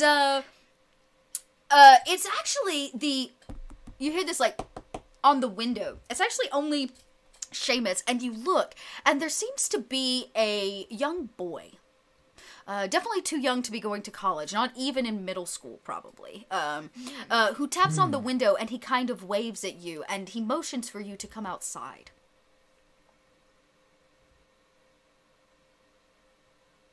And you guys, actually, do you want to do it stealthy, or would you like to let them see you Probably exit? like engaged with Genesis already. She's Yeah. small office. Invoke your aspect. Oh, that's true. Yeah, it is a. Right. Yeah, it is. Oh, see. It's like a breath of fresh air. It's so small you can't. Yeah, so he gets this Right, benefit. right. Yeah. And you got to get some fresh air. Just you've been in here too long. And so you step out, and the kid looks up at you, this boy, and he says, "Are you Shamus?" Yes. Oh, this man in Who are you? Well, I'm Billy. This man in an alley, he told me to give you this. And he holds up a small backpack that seems to be weighted with some things. And he goes, "Here you go." And hands it off. And he says, "I have to go find my mom now." And he tears off down the street. Very odd that, one, he'd know your name, and two, the kid. But yeah, you toss it on your back, and you're able to go back in if you want, or you can open the bag. It seems, like an average I'm actually backpack. going to open it here. Pictures, no Yeah, you peek, and it seems to be supplies. There's money, stacks of money on the inside of it. There are 2 guns. Hold on. And I try to get the kid back, and I give him a gun. No, I give him some money. I give him some money. Oh, he goes, "Oh, me? I give him like a 20 or something. For me? Yes, thank you. You're so much nicer than that scary professor guy." And he runs off. Very well. And you're able, safe. yeah. He goes, "Okay, bye. You two have fun." And he, he kind of waves. And he goes to rejoin his family, which is just down the street. You can watch him run. He seems to be there. Maybe his sister or brother go to college here, and he just happens to be here with his parents for the teacher or the parent weekend. And inside the bag, like I said, is money, 2 guns. There are 2 cell phones as well. And it doesn't seem to be any kind of keys or anything like that. But you do have at least some bare minimum supplies and definitely enough money for things like a hotel, food, additional clothing if you want something special. You're sitting on about 10 grand in cash. Okay. I guess I'm gonna store the backpack in a nearby dumpster. Oh, cool. Okay. And then head back in. Yeah. Of course, I guess I could be stealthy about it. Yeah, slipping back. Well, I would say you've invoked that aspect, if you would, that situational aspect. If you want to be small office, like I said, I guess that was your exit excuse. So why don't you roll a stealth to come back in if you don't want them to hear you? Yeah, let's do that. Right. I am a sneaky. As a sneaky. I is a sneaky. 2. Nice. Yeah. Oh, yeah. You back in. Officer Chip Tater's tick, tick, tick. And you guys hear him put maybe a finishing touch on it. Every tick, there's just a little twitch. I hit print and the dot matrix printer kicks up. Yeah. Yeah. And it starts printing out the report, which Officer Chip Tater, now has to be taken from campus security over to the ombudsman. So they have to take the paperwork elsewhere to actually for everything to be handled. And so that's kind of where we stand. He's printed it out. You rip it off. So, Officer. Yes. So you're trying to tell me that the tree out front there, there's not a art show or exhibit Oh, of protest or anything? unless it's one of those crazy hacktivists trying to go around and defame more of the campus foliage, Yeah. then no, it should not be there. You know that I'm there is. excited. I was about to say there's no art school here. This is more of a tech school. No. And No. there's a None of large. that shit. I was about to say an occult museum studies. None of that So there's a art shit. museum, but not an art museum. Right. Right. It could be some of those creepy folks from the museum. Maybe they're just these darn kids. These kids, they just on my nerves so much. But the job is the job. It's extremely have a place to- lifelike. What's you Those- Those arms. you know about arms? You know about art? Absolutely. About Oh my god. Like how we had the same answer, but I mean, we each have two. I mean, Yeah. like, I know a You, little bit. an arms dealer. What? No, I'm not. I'm not an arms dealer. I happen to study a lot of what is done here, and you see, through much more experience than what you could get through the books here. And I would like to, if you would be so kind, if we could walk by that tree one more time. Yeah, sure. Is there? You two have a place to stay by any means? I mean, I can probably call up a few favors from some folks if you need a place to stay. For Does the he have to day. walk us somewhere? Yeah, so you have to walk them to the ombudsman with their final piece of paper. But it is getting late in the day. So you know you'll have to walk pretty quickly. But the good news is you have to walk right past that tree to go to the ombudsman. Yeah. So you can either drive them there or you can walk them. Oh, I'm driving. I'm not walking that much. Yeah. Nice. So you guys are easily Alright, able to get stop back here. in the car. Yeah, and you stop right at the tree. Still there, arms, like mangled arms. A few people are like posing, thinking it's, it is art or some kind of installation. Thinking it is Right. art. Yeah, they're like, hey, yeah, Insta. At Oh, I this like point, that rigor filter. mortis set in. Yeah, and they're just like, it's even more. Like if there's two girls, like a group of girls trying to take a picture, I'm like, I'll take it for you, and then I just like, Oh, they're like, oh my No, god, no, you won't. thanks. I like take the picture, but I also just like put a virus in their phone. And actually, A while bug you, just to know where they are for fun. Yeah, it's actually for while funsies. you're taking their picture, you know how like social media drops down, the little bing comes down across Yeah, the yeah, top, and it's actually a Twitter notification. The notification says another gravesite robbed, strange social media activity around a ritual. Oh my god, I gotta get a phone. Here you go. There's your picture. Thanks. I hope you have a great day. Yeah. You also see that the tree is smiling. Yeah, yeah. Nice photo bomb. I put one of those stickers on it, like so, like I thought it was funny. Now, Shamus, as you begin to Officer. as you begin to take in the tree, it's these mangled arms and legs coming out from it. The many years that you spent in the occult, you know that Cthulhu can only exist where there are manifestations or visualizations of him. He can watch you through them. And you start getting this strange dizzy feeling in your head. And you start to hear those whispers. I'm going to compel that artifacts of Cthulhu speak to those who listen. And something about the mangled arms as they protrude from the trees with the legs begin to look like tentacles in your mind's eye. And it begins to warp and shape in reality. Right, branches. It's super easy for me to, Yeah, make it's that just connection. whoop, and Yeah. it just warps right in front of you and begins to resemble the great old one as you begin to hear those I kind of like look down and try to like avert my eyes, and I stare at the roots that start to like flick to life like tentacles. Like you just start seeing them reaching through the ground, and like one is probably inching towards my foot. Yeah.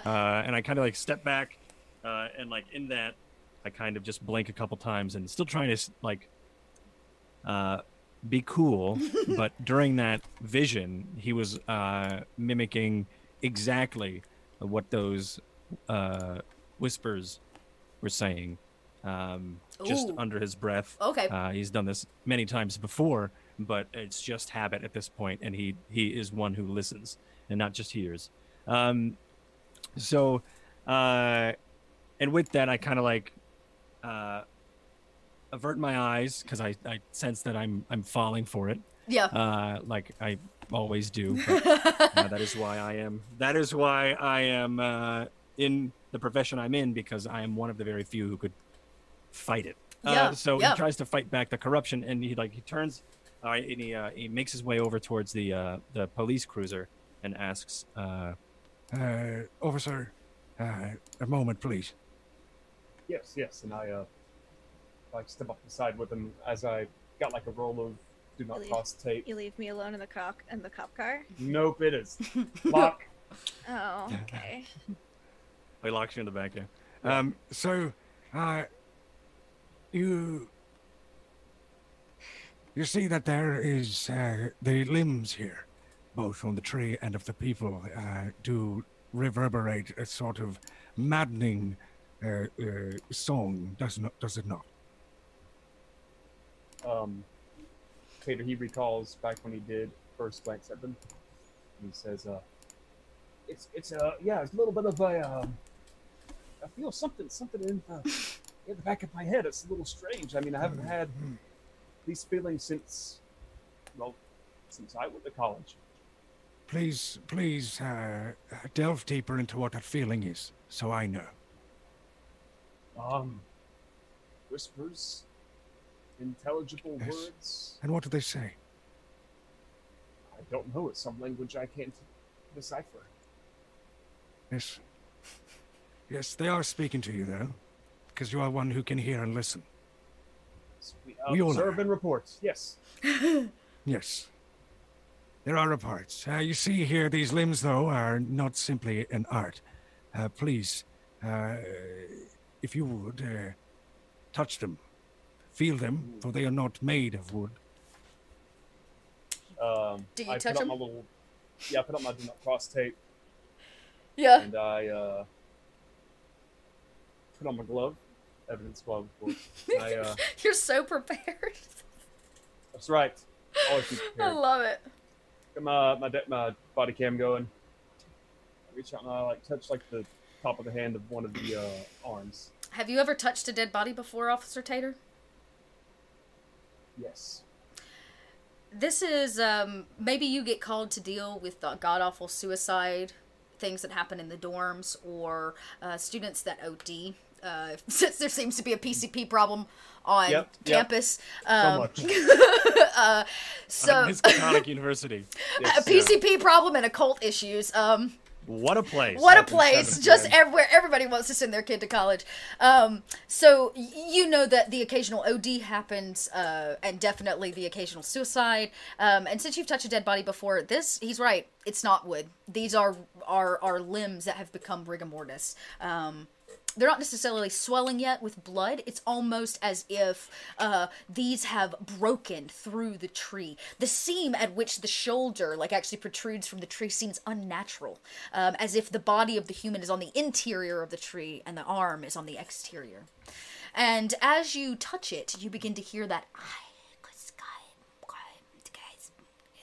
and it begins to whisper again. Would you like to listen closer? I do.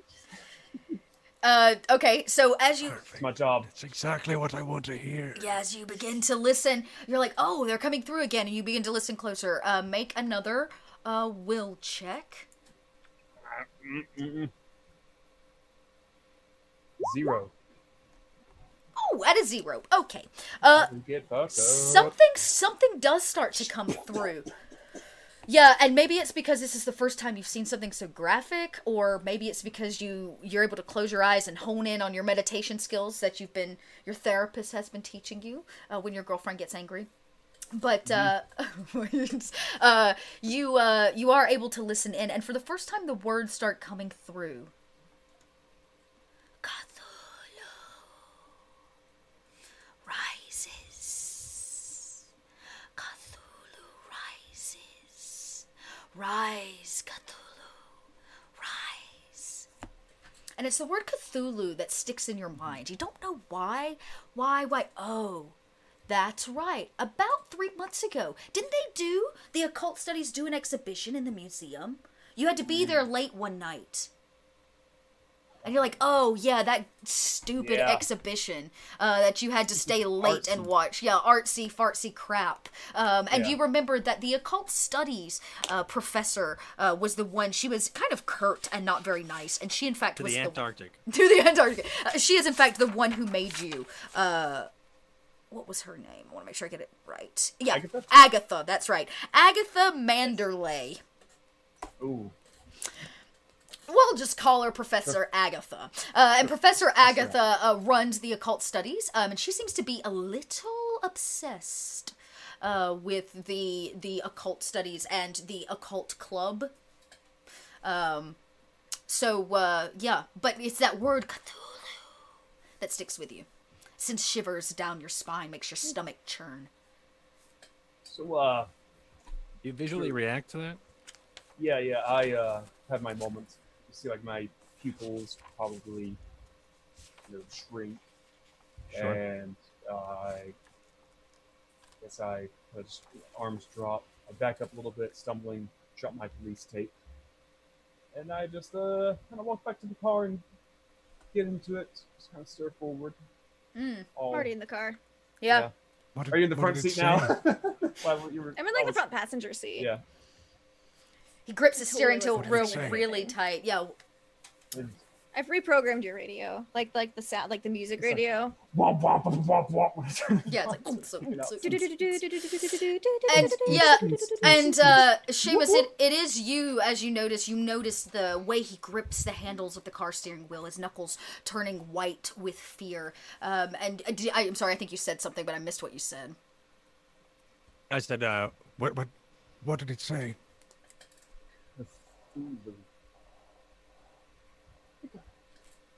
There's this exhibition group that did something like that 3 months ago.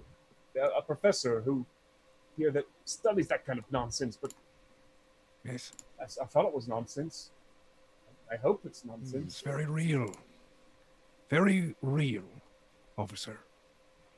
So real that just the mere sight of something that may or may not be natural to this world sends shivers down your psyche and also your ancestral fear of such, known to a old one. What you said, a Cthulhu, yes? Yes. Right. What if I were to tell you it's probably best if you stop the car at this point? Yeah, I go ahead and help out. Okay. Yeah.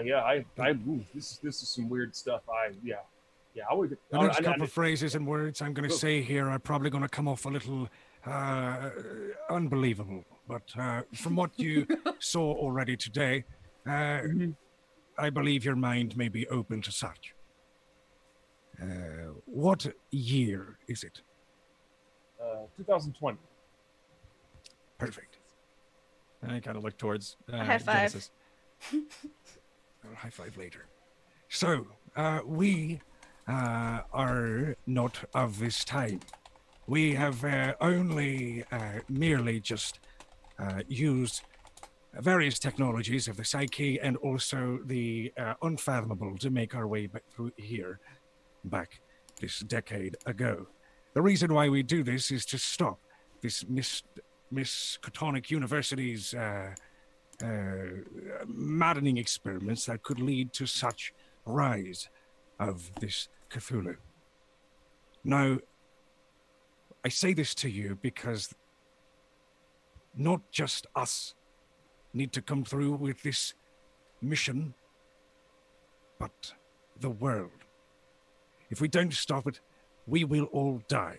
And not necessarily bodily harm, but mentally, and our psyche will be ripped asunder by this Cthulhu, this old one.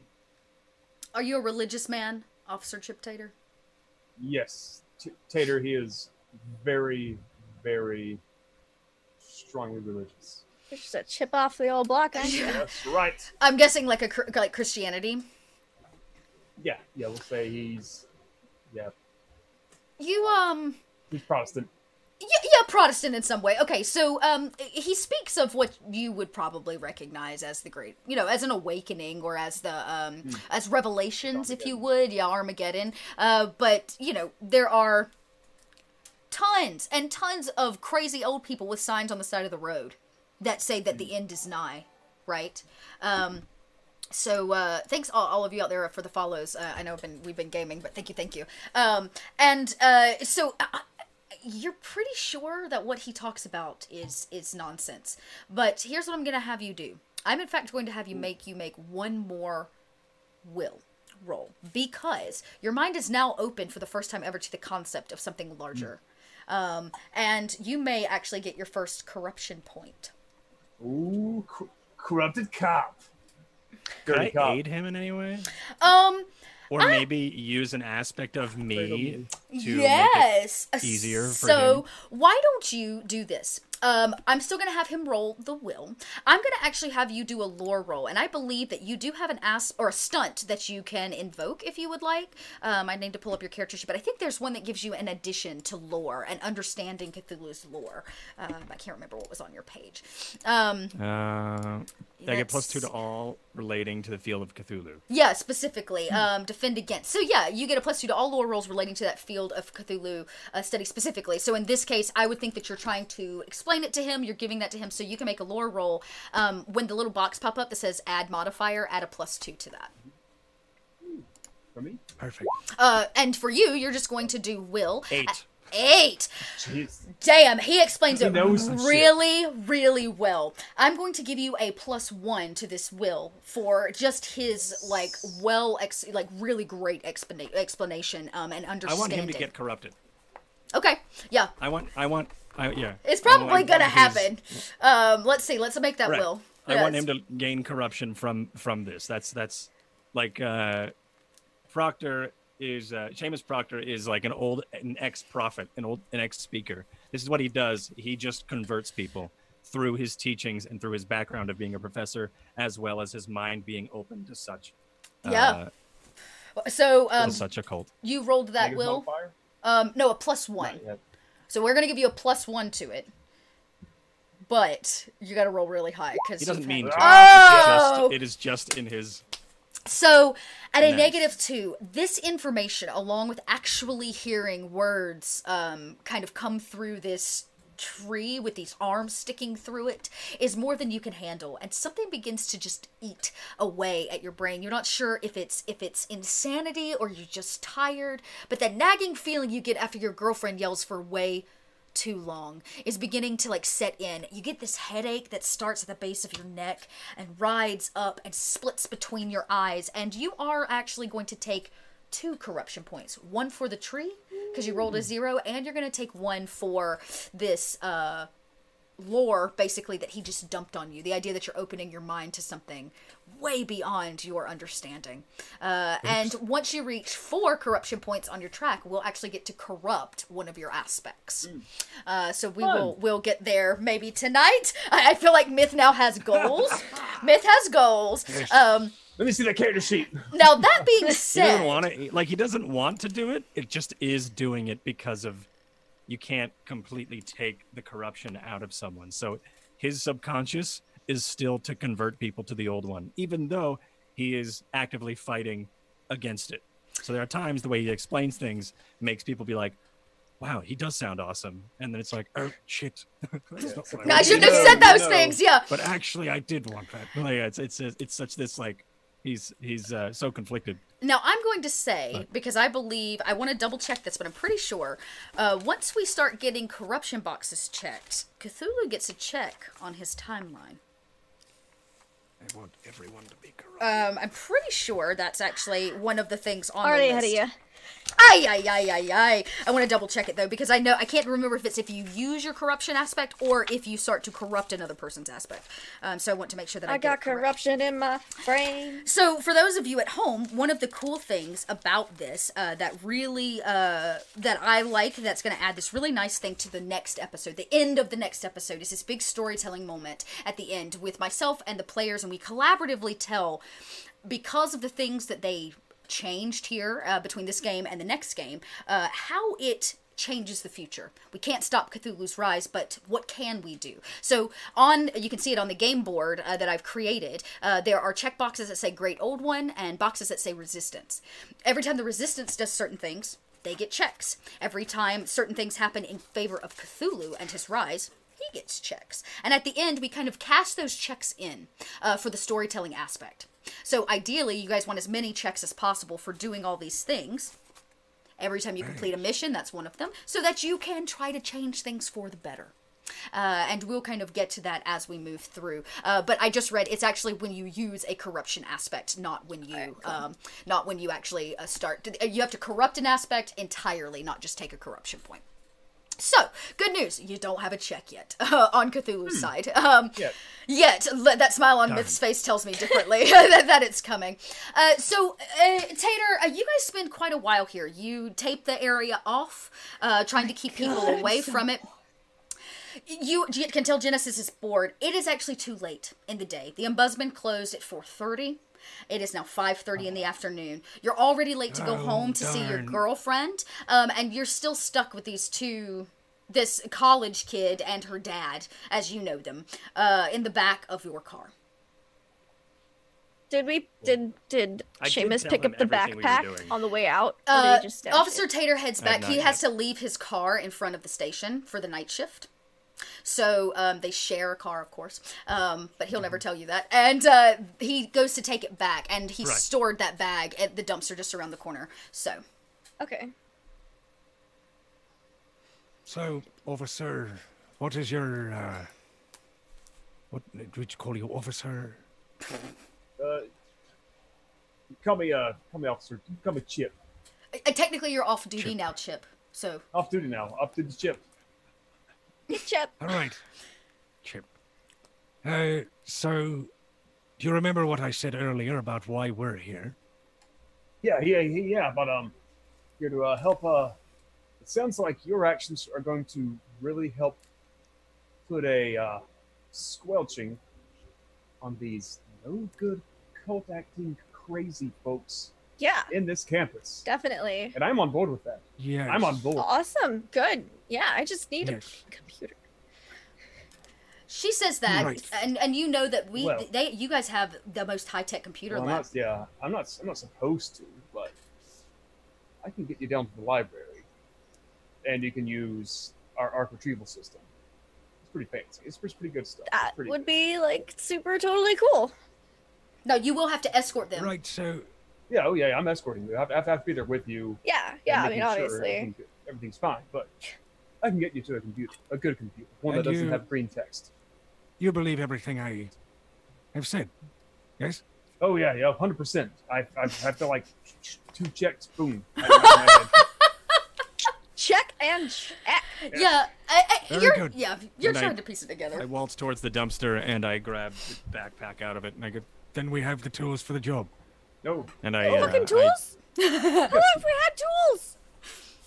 A small child, when you were typing up everything, happened to pass off all of this here. And I like reach into the bag and I hold out a hand with a pistol and a clip and I hand it over to Genesis. And I put mine in my waistband. And then I kind of take whatever I would need out of it and I give the rest over. And I let They got a fucking Genesis phone. scavenge through. Yep. You both have a cell phone, a pretty high tech, like touchscreen type thing. 2 pistols apiece with Phone. a box of ammo as well. 10 grand in cash. You see this, Officer Tater. You also note that you have only pepper spray and a taser.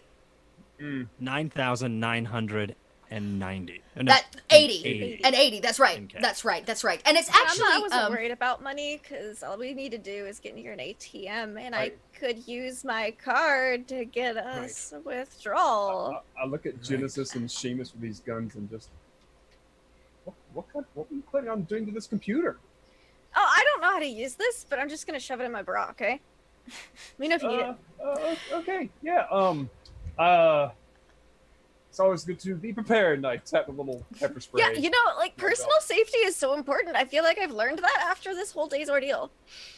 Right. With abduction and shit. Yeah. And- I go ahead. I was gonna go ahead and get in my car, my vehicle, to like take him down to the library, while just kind of muttering to myself, "Oh yeah, just take 2 arms straight and say, yes. You don't have to Great go too idea, far. yeah." And while you're actually, the 2 of them, you guys are in the back of the car, you're able I'm to on kind my of... phone the whole time. Yeah, clickety, click, click, click. And Genesis, you're able to scroll through social media. And there's some Yeah, pretty... I'm checking up on that. Yeah, there's some pretty important things happening. You note some more news about the missing bodies. which of course you know because you've been briefed on this, have gone missing from the 'Cause they've ground been, like- up. Somebody has dug from the ground Yeah. up and removed bodies, which we don't learn until many years later. That we have no record of who took them. There's absolutely no video footage of somebody coming in and taking them. They seem to be disappearing beneath the ground. More than this, you're able to track and hack into a few places that you start to see a trend happening. This hacker, Cool Air, has already started posting about these two rituals. I know, such a God, what a fucking stupid name. Two rituals. The first one he's posted about and given more information. And it is the actual ritual that you know will rise these bodies as basically ghouls of Cthulhu.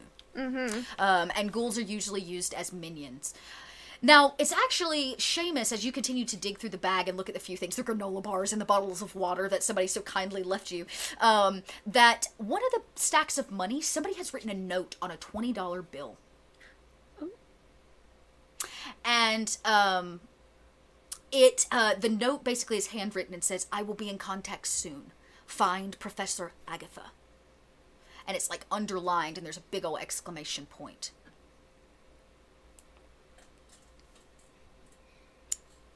And it like I said, it's Shamus that kind of sees it. Yeah. All of us? It's knowledge specifically for you. As you're going through the bag, you notice it on one of the stacks of money. He's written it on it. As Genesis has her face in the phone, and Officer Chip Tater is driving. Now, where are you taking them? Are you taking them back to? They hopped back in your car. You're headed home. Your shift's over, dude.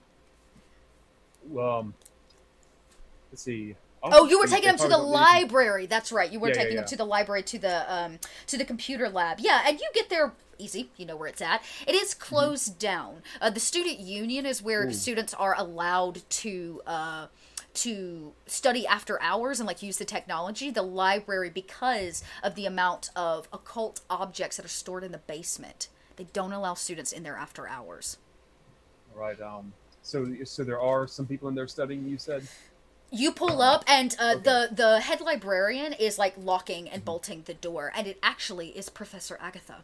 You recognize her by her kind of crazy, red, poofy hair that's very unkempt. She looks a bit frazzled, and she locks the door as she is scrolling on her phone, reading things.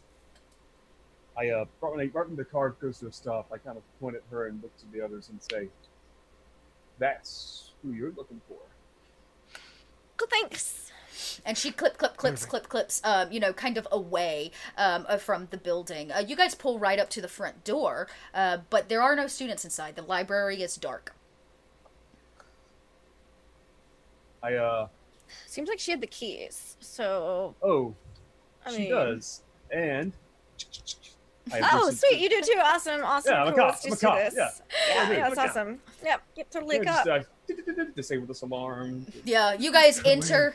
Yeah. Yeah, I watch him disable the alarm because I'm getting he's not going to be like super... So she notices you undo the front door and she says, Officer Chip, it is after hours. Nobody is allowed inside the library? It's okay, we're from the future. Yeah, according to SOP, yeah, and we got people from the future. I'm a student. I'm enrolled, and I hold up my phone, and it says that I'm enrolled in classes, and I'm like special, like extra credit, like AAA plus student. Congratulations, you're going to college. Yeah, well, that's great, but none of our students are allowed in after hours. If you would like to use the computers, you'll need to go to the student union. And this future thing, I don't understand your joke, sir. She looks right at you. Oh, nothing. Just some of that Cthulhu stuff I know you like. She kind of like stops and says, Cthulhu, I didn't know you were into the occult practices, Officer Tater. Oh, I love occult practices. I practice 3 times a week. Really? Well, I would love to take you out to coffee to learn more about this. Do you two study the occult? How about... Totally. Yeah. I shove them up front. Yeah, like all the time. Super know a lot about it. Really? Have you visited our exhibition? No, that's why I enrolled at this school. Oh, 'Cause it not. sounds super awesome. I'm You're- like a student transfer. Oh, wow. Well, welcome to the program. Yeah, I'm thanks. Professor Agatha. I run the department, of course. Along with Professor course. Hickley. Hipley? Hickley. What is his name? I need to Okay. make sure I get that right. Professor Jonathan Hinckley. Is Hip Hop Anonymous? Professor Hinkley. Professor Hinckley. Hinckley. Professor Hinckley. And she says, yes, with Professor Hinckley. Unfortunately, he's not been well this week, so we've given him some much-needed time off. Dreadful. You guys know the name Professor Hinckley. Tragic. Because you, well, you might recognize it. The last time he was referenced to you, though, he was referenced as General Hinckley, as the person you were supposed to touch base with. Right. And she says, well, again, are you planning to escort them in? I'd be more than happy to give you a tour of the facility. It is technically after hours, but I guess as long as Officer Chip is here and you are a prospective we got a lawman. student. Great. Well, come on in Yes, then. a tour. She ushers you in, and she, she's like, oh, you already undid the alarm, and she comes in, and the library is a really nice one. In fact, there's a long string of, high-end technology computers running down the middle, printers and scanners and the usual stuff. And she says, oh, I'm sure you're not really interested in this, though. And then she says, wait a second. What is that? And all the way at the very end, kind of the main aisle of the library goes all the way at the end, there are 3 people sitting at the end. You've been here and done this before, Officer Chip Tater. This is for sure, without a question of a doubt, the stupid hackers. Are they, they're on the computers? At the very, very end, the light Can is... I grab the closest computer system and, be pop up on, their DMs hey.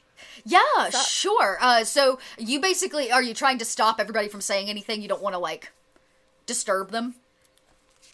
Yeah, I'm Okay. like, oh, no, I got this. It's fine. Don't worry. So yeah, you sit down. Just roll me another hacker, or a burglar. It's a tech. Yeah, yeah. And make sure you might have a stunt for that too, Lindy. I do have a stunt. Make sure you add if you get bonuses to that. Oh, well, then, yeah. Okay. Yeah. Yeah, that's gonna be great. All right. I was going to say, you might have a pretty sweet stunt. Oh, yes. You sit down. It is school computers, and you can tell they've got a lot of firewalls and stuff, but you break through them after, no time. You, tick. Firewalls. And she says... I went to college. I've been on a college computer. I was about to say, she leans up and she goes, are you sure she's not part of the engineering program? Says Lady, Professor Agatha. I'm here to, do occult stuff and chew gum, and I'm almost out of chewing gum. Right. And she watches as you kind of code in, and you type in, what's the message you send down to their computer? What do you say? Hey! Say, yeah, you actually hear it bing. Is it just me, or is the air a little warm in here? Ning. And you respond back, who is this? This is a secure line. Is it though? And it says... What are they saying? Hold on. I got this. Oh, no. Oh. Peter's gonna get behind you and say, take a picture of me looking like this. And send it to him. No, we're not doing that. It'd be funny. The message pings back up. It's not. You are messing with the wrong hackers. Oh, maybe I just want to hack too. Okay, bruh. How do you know about us? Question mark. Oh man, I know all about all sorts of stuff. And I'll type in some of the graveyard locations for all this cool stuff happening here and here and here. You actually hear them audibly, the 3 of them, at the end of the library row.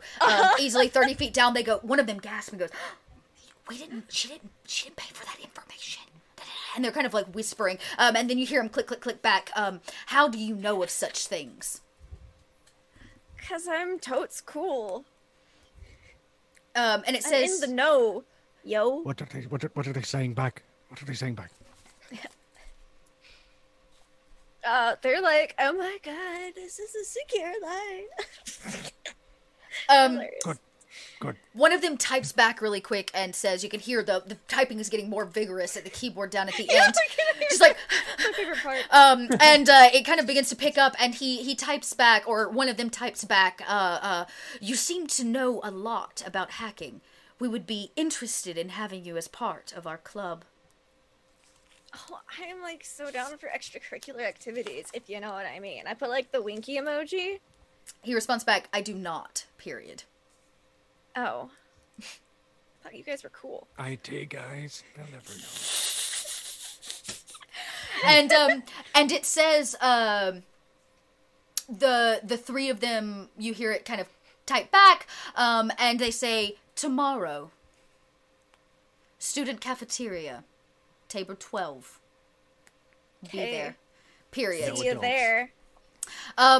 Now, Officer Chip Tater, it seems that their communication is done. If you would like to do something with them, but the three of them seem to be done with whatever it was that they were doing. The printer at the end prints something out. One of them rips it off, and the three of them stand up to see all four of you at the far end. Yeah, I want to, like, because printers keep a cache of everything that's been printed. I just want to, like, have another copy printed out from the printers on the other side of, like, the room, like, behind, like, the librarian's desk. And I just print that again, and it's just, I didn't even clear your search. Yeah, you print it, but something's a little off, and all the printers in the room start to and spit out whatever it was that they printed, almost in an eerie fashion. And as this happens, the three of them stand up and run. And they start running for the back exit, the fire escape exit of the library. I want to turn the alarms on again. You ding, the alarms come on, the lights pop on. They're ringing now, Officer Chip Tater. Look, they're escaping! Agatha goes, get them! They shouldn't be here! Alright. I run up to them. Do you need a gun? So I'm gonna have you make a physique roll. This would kind of be like an athletics. Physique. Yeah, physique is what we're gonna roll. He's not much on the physique. Let's see what happens. How about a -1? Ooh. Oh, a -1. Yeah, they're just, you guys see him like, but with all the printers printing papers out and stuff, he like slips a little bit on some of the papers. Now, Shamus is actually, the pieces of papers coming out is what catches your eye. And it's what, it makes you go dead cold. Because one, you know that this is not any language that deserves to be spoken yet. Or printed yet. It's almost before its timeline. And it seems to be relatively short. It's just a small chunk of text, like right in the middle. It is an unfinished ritual. You can give me a lore roll if you want to try to identify it in any way. Aye. And because it is Cthulhu lore, you are welcome to take that +2 for your stunt. Perfect. Yes. Let me see if I can. And get a +2. Yes, and that +2, get it. Oh, damn. At a 5 lore, that is a superb. You, even though it is an unfinished ritual, you can tell that the ritual is a control ritual. Specifically, there's a line or like a symbol that you recognize to be representative of ghoul. Cthulhu's ghouls. And you are able to piece together, kind of thinking about this, that maybe this is the ritual that controls all the ghouls that they're trying to rise with these dead bodies. But you're missing a piece of it. A piece of the ending of the ritual. It's like I've totally infiltrated their ranks if you want me to get info and shit. And I relay the information. So it seems here. As I talk to Genesis, because I guess Tater's running. You slipped on And So the bodies that are that are disappearing are being risen. Yeah. Much like he will. And you could see that here through the top here. and he tries to explain the entire the I look text at as it. best I he have can. some lore. I know. Yeah, why don't you roll a little lore? I mean, you have that piece of tech, too, so if you use your technology to try to unscribe it or something in your brain, I think you can actually do that through your corruption aspect. That is my cry. I have a corruption aspect and a corruption stunt, but I don't think I want to use those. I was about to say, if you use the aspect, you have to give me a fate point. If you use the stunt, that's kind of just a free thing that you can do, but you do take a corruption point for using your corruption stunt. Yeah. If he mentions that it's unfinished, she's gonna hold off until we get more information. Yeah, but she'll take a look at it. Okay. Yeah, you peer at it too. Officer Tater, do you peer at all of these papers you just slipped on? Yeah. He's probably just focused on trying to catch those rascally kids. He doesn't even bother. Yeah, you miss him. You see the door slam close. Right?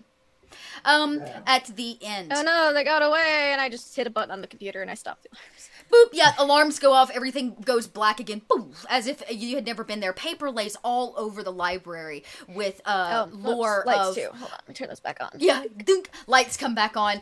Agatha is like, did you get them? Did you get them? No. Great. I'm getting lunch with them tomorrow. So it's fine. And she says, with them, the hackers. Yeah, I'm gonna find out what they know so I can stop them better. And she goes, although I'm gonna learn some stuff too. So she bends down kind of in all of this and starts picking up papers. She goes, is this what they were working on? Do you know what this is? And Genesis, with your lore 2 roll, you too also recognize parts of it. You recognize the word ghoul, and you too get the general idea that it's some kind of ritual. You don't know what kind. It's actually Shamus, it recognizes that as a way to control the masses. Some kind of ritual involving ghouls. Yeah. Yes. You see this rune here. This is probably explains all the missing bodies. Yes, and that's what I was getting at here. I believe so that it's never mind that there is the ghouls that are being risen or looking to be risen between all of the cemeteries here are all going to be under control by those who, of course, have any of all of this information in regarding this ritual here. Now, going forward, we should probably be very careful, considering, I believe, if we are to work as best we can stop what happened moments prior to when we were transported through the void back here. You're not listening, are you?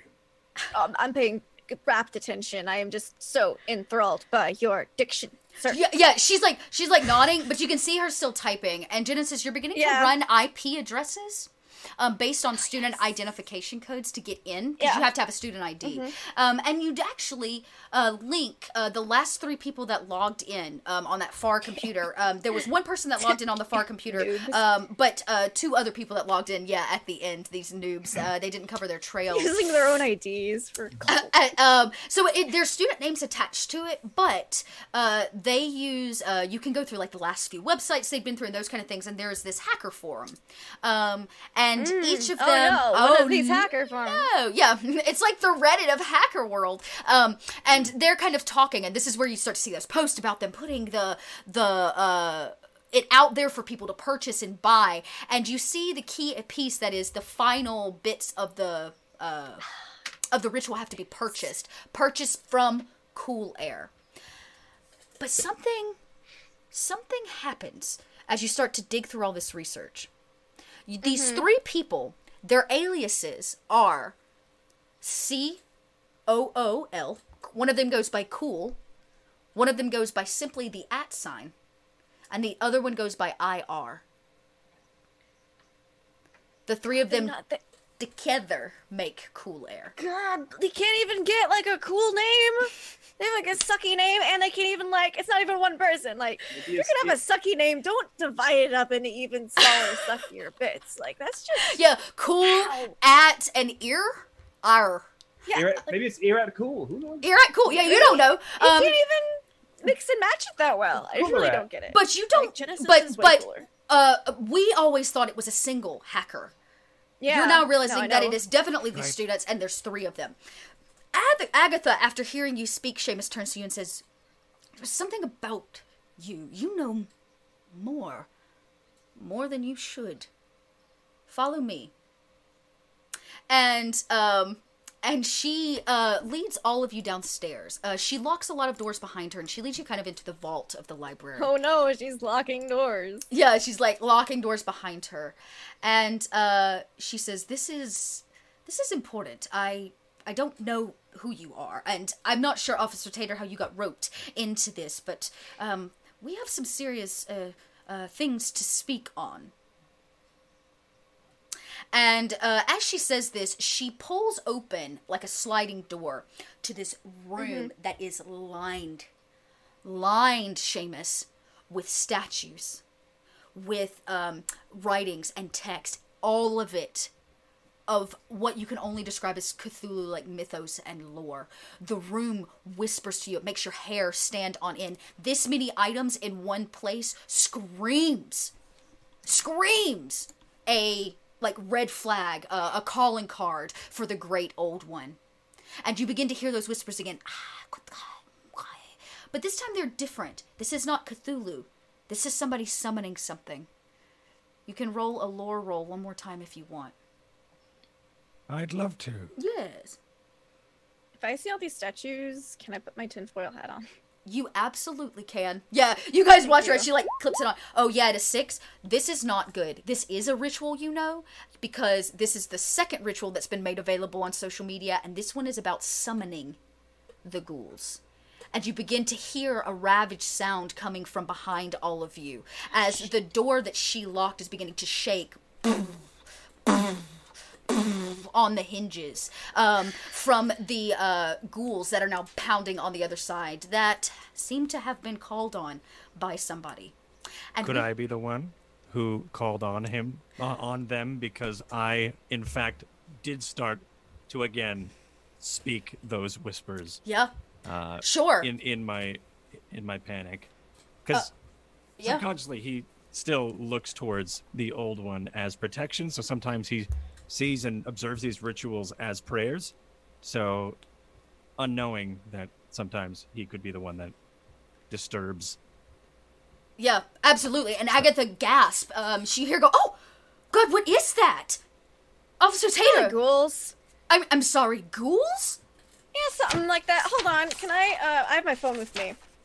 Yeah. I would assume that she would have hooked all the computers together in the library to act as a big mainframe so she Sure. can power through all her searches.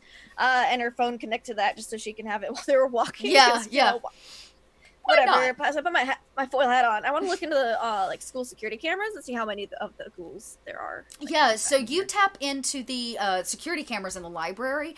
It looks to be about 4 of them on the other There's side like of 4 the of them. door, and they are like ravagely beating. Now I just turned the phone for her. I'm like, see, there's 4 of them. One, when two, she three, shows 4. them to you, I need Officer Tater and Agatha. They're both going to make a will roll. No. Not You've those. never seen anything like this. Now, you have to understand, these ghouls are basically flesh-eating abominations. That is their high concept. So I'm going to put some new... Yeah, and I make sure, like, as I'm showing them, I'm, like, walking behind them so that they're between me and the door. Hey, I got a 4. I got all pluses. Oh, hey, look at that. That's great. So I'm going to toss out a situational aspect, which is that this room is full of Cthulhu items and occult books. All right. Okay? Yeah. The I want to start looking through them and seeing if I can MacGyver anything together. Yeah. Like an anti-ghoul field or something like that. Something to unsummon them. Sure. You can start kind of digging through the books if you want. I would say, I gotta think about that one, because it's not really based on, that's not your hacker skill so much as... that's more like my craft. Let's do, Yeah, I just want to look at at the statues and like technology and stuff in this room, seeing if Yeah. I can put anything together to help protect us. yeah, let's do, Or like me. let's do an investigate. That's an investigate. Okay. So if you don't Okay, have it, just sure. roll the 4. We're gonna say that Agatha helps you as well. She knows this much better than you do, so she's Yeah. gonna get some bonuses as well. So just roll yours, 4DF, and she gets a +2 to knowing this area. So she only rolled a 1, unfortunately. Something about the banging doesn't help Okay. her. So go ahead and roll yours as well. Sure. Oh, So you actually don't find a whole lot. Most of these books seem to be super old and gibberish. And she says, I don't know. What are we looking for? Yeah, and she's like, please don't throw that. And she's like catching them as you toss them off. But it is anything important. It's all gibberish. It's Tater and Shamus that recognize that the door, the hinges, are going to give. This is not meant as a security door. It's just something to keep college kids out. It's not meant to hold ghouls. Now, Shamus, you've come in contact with ghouls before. This is kind of the abomination that people turn into when they either don't... Basically, if they overcome going mad, their body begins to, like, morph and change. They can turn into a ghoul, or... more likely in this time, because Cthulhu's not risen yet, these are the dead bodies, the decayed zombies that have been risen. And they begin to beat savagely at the door, and you guys have fought them for almost 9 months. They're the number one thing, and probably what broke into the facility as you time traveled. They use their teeth and claws. You are very much aware of that. That is their kind of go-to attack mechanism. All right. Are there shelves in here? Tons of shelves with stuff all over them. Are there shelves with anything on heavy on the top shelves? There's a few statues and things. Okay, yeah. Some carvings and, like, pieces, slabs of stone, yeah. I'd say are they like wall shelves, or are they like Walmart-style aisles? No. We're talking, like, wall shelves. Like, just floating shelves almost, okay. Yeah. Mm-hmm. Now, Officer Tater, what are you up to? Because Agatha's hiding behind you. Okay. Yeah, we gotta do something about this. How many of these ghouls did I notice on the camera? 4. There's 4. 4? Okay, that's right. 4 ghouls. I'm studying them, by the way. Okay, I'm just kind of cool. like watching them, but pretty much like zombies. Not really hiding or moving. I can't say, hey, there's zombies. Do I want the real police to come and make me look like a fool? Hey, Officer Chip, whatever. Do you have a gun on you? I have a taser and a pepper spray. Okay, do you know how to use we a have gun? Guns and you got a taser. Yes. Okay, how about you trade me your taser for my gun? There you go. Nice. Okay, and I'm gonna, like, amp up the taser to lethal. Okay. Oh, nice. Yeah, you're able to, like, tweak it. I'll definitely say, I'll just tweak it and be like, all right. I'm better with electronics. Yeah, I was about to say, now it's got kind of like a tougher electricity bolt. And as you kind of do that, it... It's a ranged touch attack. Yeah, basically. Yeah, I like to my phone to get the extra voltage. I'm just like, there we go. You hear them scream, and the door falls off the hinges, and the 4 ghouls rush into the room. Now, it is a pretty much a square room. It's about 30 feet. So in Fate, we're all in the same zone. There's no changing of zones here. Everybody's kind of in one. They do file in one at a time. So the first one enters the room, and we're basically going to go into what they call a conflict, which is basically combat, where we're not... This is not a challenge. We're not doing an action. This is not a contest, meaning it's a skill opposition. This is full-on combat, because they, in fact, are going to attack. Now, your combat and combat order is based on... I gotta remember, it's one of the skills. Who has the highest of some skill? It is who has the highest... I want to think it's athletics. Physique? Yes. Yeah, we could take... Yeah, we basically could take... Yeah, we'll just play it off physique. I'll say physique because I want to move things along. So, whoever has the highest physique will go first. These ghouls, in fact, don't have any physique. So... we don't roll, we just... Whoever has? Yeah, just whatever you're... Like, if you don't have it, everybody's got a 0. So, if everybody's got a 0, then I'm going to basically say... I have a 1. Oh, okay. Okay, so then that, I guess, means that... Genesis actually goes first because she has the highest. How am I more physique? Don't you have a high very out of physique? shape and he's old. I guess that's true. Agatha is she's there's that ghoul. She's a pacifist, so she is in fact not. She's more interested in protecting the items in the room than she is in fighting the ghouls. So we'll say Genesis goes first. I'm gonna give each of you. We'll say that probably Officer Tater was staring at the door, so he can go next. So Genesis, Officer Tater. We'll say then it's Shamus. And let's say the ghouls go last because they had to burst through the door and they're coming in one at a time. So combat is pretty interesting in this game. It's not based on so much all these skill points, so there will be some rolls here in a second. It's more based on the attack and the action you take, and the way that you describe it and how things kind of play out. Now on your character sheet, and I'm going to see if I can't show this maybe to everybody at home so you guys see what they see. So let me pull up, actually I can pull up the ghouls sheet so that you can see it. So hopefully that is appearing. Yep, perfect. So everybody at home can kind of see what the character sheet looks like. On your character sheet, you have what we call stress. When they attack you, everybody, if you don't have physique or will as a skill, starts with what we call two stress boxes of physique or physical, and 2 stress boxes of mental.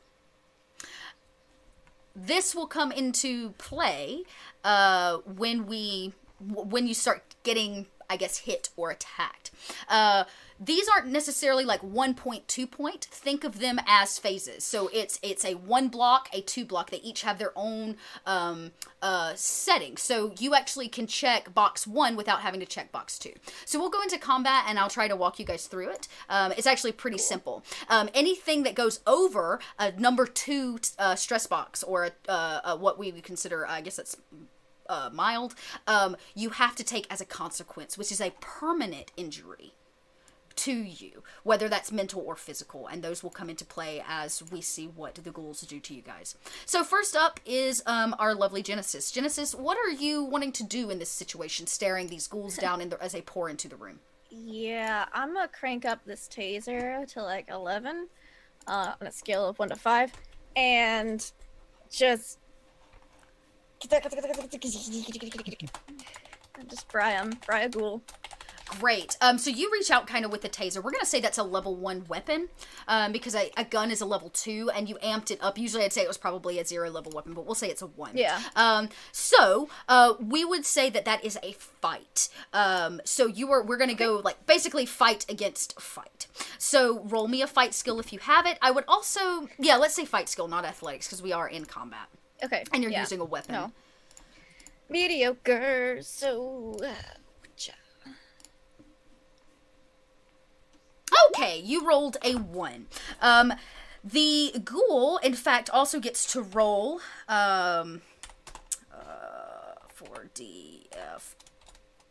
Let's see what it rolls. Oh God! It rolls a 6. So you the ghoul, you like land it on its side, but it kind of misses it. It takes on the stress of the shock, and you see that it doesn't quite do enough damage. It seems to have a very high fight skill. I back the fuck up. Yeah. So one of the cool things you can also do in Fate is choose to take your turn as a defense instead of an offensive action. When you choose to do defense, what that means is you don't take an action, but you're set up for the next action with a +2 against their roll to you. So you basically get a +2 to defense, or against your stresses, if you would. Yeah. So, you kind of back up as it snarls. You see the lightning passing between its gnarled teeth. And we move right on. Officer Tate, they pour into the room. This is the second one moves in. The first one kind of dodged past you and went right for Genesis. The second one seems to be coming right at you. I'm going to go full John Wick and just put caps in faces. Yeah. All that training at all the that range. training. Right. So Training at the range. I was about to for say- shooting students, I guess. So you roll. You had dreams of Never got being a to real use it. cop. You've never used Yes. this one. You roll that Yeah, fight as well, because that's what you're Can I doing. roll- You're fighting can with I your gun. roll shoot? Can I roll Oh, shoot? yeah, that's right. Yeah, if shoot is one, like I said, I'm still learning this too. So if shoot is a skill that you took, play it off with speed. Do you have any kind of stunt that adds to it? I do not. I drive, and I'm Bend the really good hammer. when dealing with students. Oh, when you're dealing with students, of course. Students. Yeah. Are these former students? Are they from the campus True. cemetery? Are they from the campus cemetery? Yeah. Are they wearing?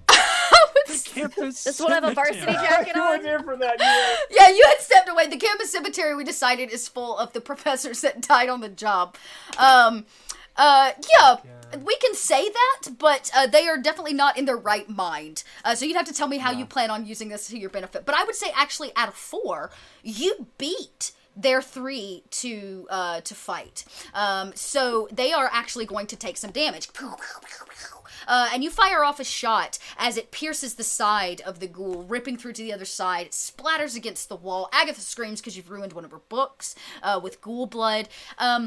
And, what did I say? A gun is a weapon 2, which I believe is 2 points of stress damage, which this ghoul's gonna take on directly.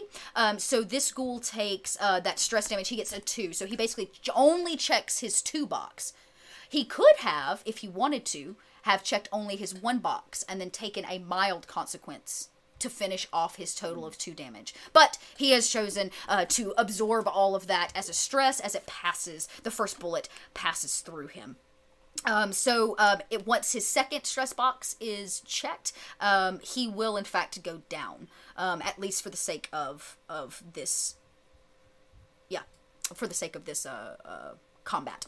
And we move right along. Shamus, you see Officer Tater land a really nice shot. Really nice shot right in the side. I'm going to play this round defensively. Okay, great. Is there something particular you want to do, or you just kind of want to wait for it? Is there, I am going to wait for it. I have my hand out. I don't want them to get close, but I'm backing up towards an artifact. Okay. And still studying them. Okay, great. Yeah, you're kind of taking them in, maybe seeing if there's one eventually you might be able to use to your advantage, though you've not noted anything yet. And you've got the gun out at a distance, and you will get that +2 when they I don't have my attack gun you. out. Oh, you don't have a gun out. Oh, okay.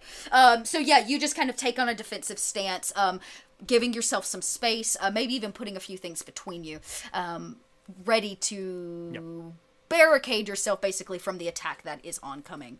And the first ghoul reaches out to Genesis, and you see the ghoul with its oh, that's cool. No, you see the ghoul make his first fight, and he does so with this claw. He kind of reaches out to rake it across your face, and it is so gross. 4df plus, I think he only gets, he does. Does a 4 beat your fight? Yes, I have mediocre. Okay, so, I was about to say, so this first strike comes across your face, and it does, in fact, hit. You see it rip down the side of Genesis' face, almost catching your tech in your head, Rude. and you take you basically take 1 stress point of damage as it rips your face open, so you can check your 1 box. Yep. You said you had physique, right? Yeah, I do have physique, so I have 3 boxes. So you get 3 boxes, correct. So you can take up to 3 stresses before having to move over to your consequences. Mm-hmm. Second ghoul comes out and is going to attack Officer Chip Tater.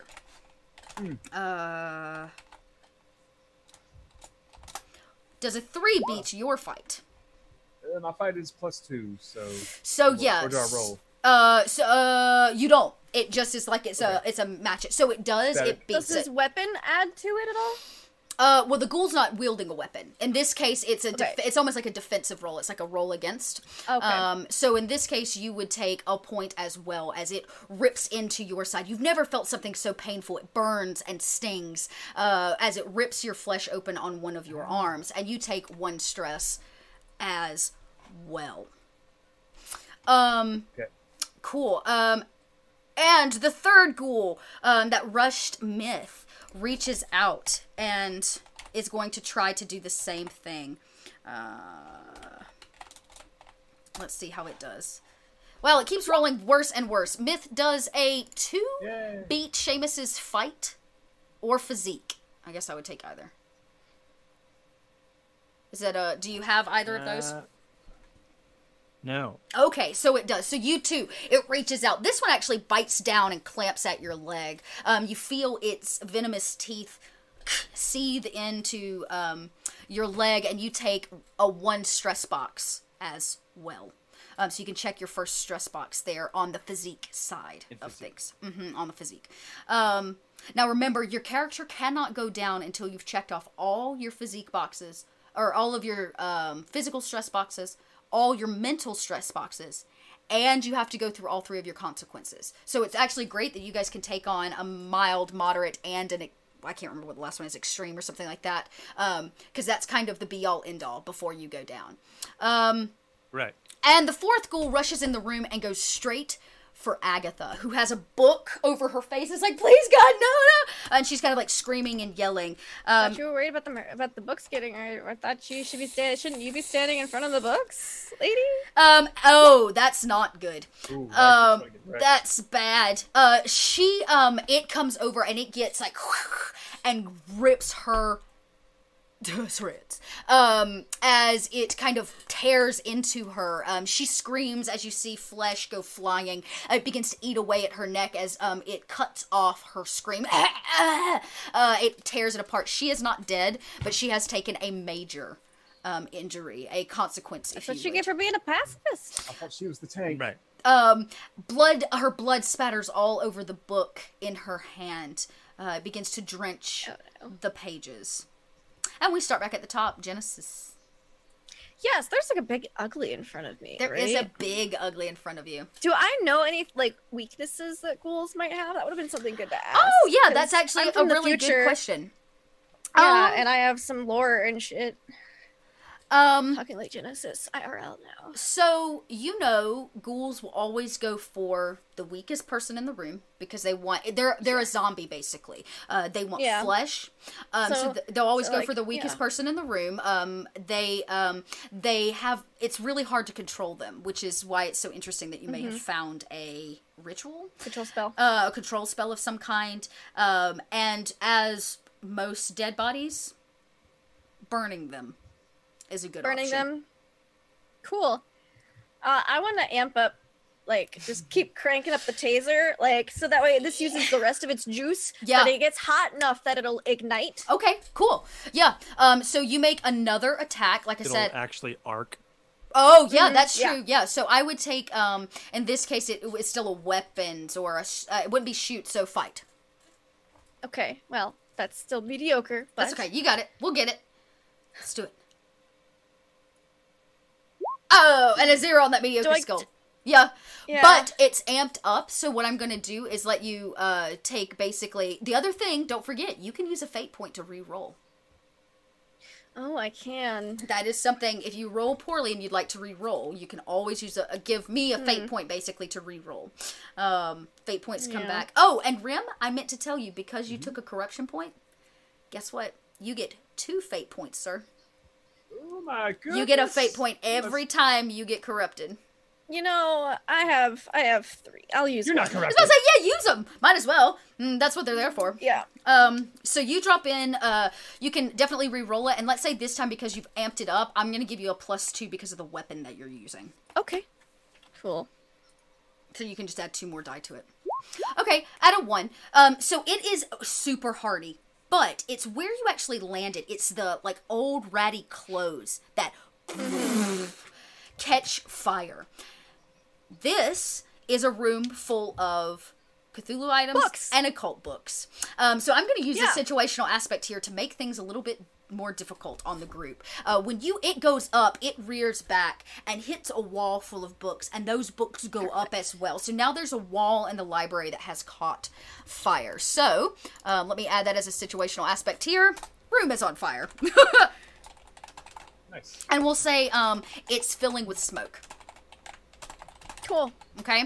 That's also kind of 2 aspects, but one in the same, in my opinion. So, yeah, and it takes some damage. I would say with that shock, because you got the +2, it's actually a 2-level stress box. So that one goes down, and you see it's just like burning.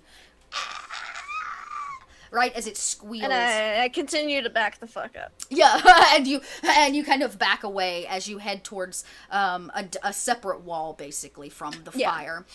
And it becomes Officer Tate's turn.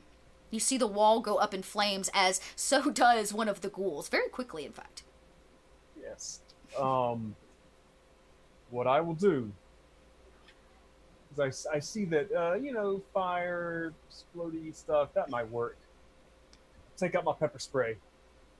I want to shove it into the mouth of the ghoul near me. Okay. And then jaws smile, you son of a bitch. Because it's a pressurized can. Yeah. That's right. Okay. Boom. Okay, so here's what we're gonna do. I am going to have you make an athletics to get it in its mouth without, and get your hand out, shit. okay? Okay, and hand out. Yeah, because you gotta get it in, unless you want to, like, try to toss it, but you're still gonna have to make an athletics in some way to, like, get it in its mouth. Does that make sense? As long as you don't roll a negative, you'll successfully get it in there. Okay. Yeah! Holy 4. crap! You ring it like all net as it... And you see it like wedge. That's because, we have the situational aspect of the small office. He's That's really right. proficient at throwing, things into, waste bin, yeah. Watch on Space Jam. Right. Yeah, it's true. You, it right in.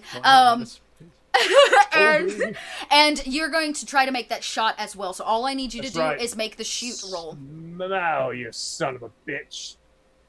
Doom! 2. Oh, yes! Very nice. The canister goes off, exploding the head of the ghoul everywhere. The room is now covered in, disgusting ghoul parts. Its body, plunks to the ground, as it is not even bleeding, really. You see its limbs kind of still twitching, but its head is completely blown off, and that would be its only... I would say that that's enough damage that it takes its whole consequence. You're expelled. Yeah. Shout at it. It takes that consequence. And, Wow. yeah, we move right along to Shamus. You have seen one go up in flames, and the other one's head just exploded. Right. And you've got So, one attached to your leg. Right. Right. One attached to my leg. That throws me off. I say it's attached. It's at your feet. It bit you last round. How about that? Right. Okay. I guess I still back away from it, and I go to reach behind me because I'm still looking for that defense. Yep. But using, of course, that it is a Cthulhu-esque room, or in a room full of the occult. I reach back behind me, and I feel wriggling tentacles. And I look, and then I look back to see what it is, and actually it's just text on a or this very Cthulhu-esque text on a stone tablet, engraved. But I felt moments ago tentacles and just writhing worms. I look and I see that it's actually text, but it's very familiar. It is actually, I don't know what I would roll here, but it's actually the completed text of the controlling ghoul shrine. Yeah, we'll say maybe it's the bottom half. It's the part you're missing. Maybe it's a broken tablet and you see it and you're able to piece some things together. Now, the ritual... Piece those together and then use the ritual. Okay. So what we're actually going to do is not cast it as a ritual, because a ritual would take 48 hours. But you can cast it as magic. You can cast it as magic because that is something that you've done. So maybe you know how to alter it to cast it, but you will take on all the corruption, of actually passing it through your body. And let's see if you can't do it. So what I'm going to have you do is roll the lore, because that's actually how you usually you would take on the information in terms of the actual spell or ritual itself, and then the will, you're going to roll for a will, because that's actually what you use to cast it successfully. So I want to do lore first, will, and then will to actually make sure that it the magic is cast. That's just how magic works. It's cast via will and not physique in combat. So first off, roll your lore roll. So lore, and this is going to be a +2 because of my stunt. Yes, yeah, and you get the +2 because you're stunned. It's absolutely Cthulhu. And then I get a +1 because we're in a room full of the occult. Correct. So I have a +3. Yep. So you can take that full In +3. total. Yeah, in total. Holy I have cow. a 9. Yeah, you're instantly, you're shit, that's the end of it. You take that in, and it's almost as if you have a computer brain. You process it, and are able to say the words. You guys hear... That's why we're a team. Yeah. Right. You hear Shamus begin to mouth the words of the ritual. Tater, you've never heard anything like this. Agatha is, in her last dying breaths, is looking up at you, agape that you can even understand the studies that she has spent her life dedicated to. And let's have you roll the will. Yeah, let's have you roll that will. Look at that badass cup. I thought my Fallout mug was Yeah, cool. it is a. Myth has shown me up. I just needed a I'll mug use my that octopus doesn't mug hold my next beer. week. You mean this? Let's quick. Yeah. Oh. So, will with any bonuses? I would say in this case, no, it would just be a will and whatever, if you have skill points in it. Great. If not, just give me the will. Sure. 4. Oh, beautiful. Yes, that is, that's a great. So not only do you have a, like, legendary, understanding of the spell now, which is embedded in you, you, in fact, do cast it, and you have a high enough will where you're not going to take the full amount of corruption. You are going to take a corruption point, which also gives you an additional fate point to use as you like. And you feel, you feel that again, that Cthulhu's energy pass through you, and as it casts out the room, it's almost like you know, when like an atom bomb goes off, there's that wave of like boom, energy that like passes, and it actually hits all of you in the chest. Yeah, this shockwave, exactly. And the ghouls stop. The two that are left, the one rips free the larynx of Agatha and sits staring at you on all fours. The other one that was at your feet stays there looking up at you, waiting on a command. As they're like waiting, I just as I like still muttering, I look towards the officer, and I kind of I don't know. I'm trying to think. Like, I'm corrupt. I just got a corruption point. I am just gonna still blabber away. Yeah. You hear. Yeah. Yeah. And I hold them there. I'm like, they're waiting for a command. I'm not giving one. I'm just still muttering that same thing over. Yeah. Considering I have the corruption point, I'm just gonna mutter that over and over. Yeah. And you start. It's almost like he's on I'm snapped out of repeat. it. And you know this Genesis to be like magic, not even just ritualistic magic. You've seen this before. Yeah. Yeah, no, he's cool. We're cool. That's why we got put on the same teams, because we both were really like fast thinkers and shit. So Agatha is down. The wall is still on fire. Yeah, is she like dead down or just down? She's dead. There's blood. He has ripped her larynx free and is currently gnawing on it. I thought she'd be dead, but I figured, you know, there's like tracheotomies and shit. If she ain't breathing, she ain't breathing. Tater! I hate to do this to you, friend, but I'm going to need you to roll a will. There's a lot going on in this room that is like way above a simple officer's understanding. I'm freaking out, man. You never thought you'd say you just want to go home to your girlfriend. Shit. Oh! You begin to literally shit your pants. Between the fire on the wall, fire is danger. There's a much deeper problem going on here. One, the fire seems to be billowing a lot slower right now. Yeah, like the whole room just feels of negative energy. You are a religious man, and because you are, most Protestants would say this is the devil's work. Everything in this room is the devil's work. You're staring. Yeah, you're staring at your friend Agatha, with her throat ripped out as she spills blood onto the floor as it pours over one of the ritual books of the Cthulhu. Cemetery. Yeah, she's going to the cemetery. But you, in fact, will take one more corruption point to your track tonight. It's just more than you possibly could have imagined. You're feeling, maddened, if you would. But the room has gone silent except for that sound of burning books on the wall. Before you know it, the fire alarm starts to go off. Yeah, I was gonna like. That makes sense. Have my hand over my phone, like, Shamus, you got this, buddy? You okay there? You got them under control? Do I need to throw burning books at them? Can I turn on the sprinklers? Like, he's still muttering, and they're still waiting. Okay, that's great. All right. Yeah. He gives you like a side eye that's like, must not talk, must keep ritual going. You know. All right. Hey there, Chip, buddy. All right, pal. You doing okay? Like. Oh, yeah, just, Okay. Yeah. You see him like... Give me that gun back. Maybe I'll just take that gun back. Right? Everything's cool. fine. All right, it's in my boots. If you need it, let me know. Yeah, you kind of managed to get it from his hand, and Chip, you're again still in very much shock. The sprinklers turn on, and begin to douse the space. Yeah, they turn on automatically. That's what they're there for.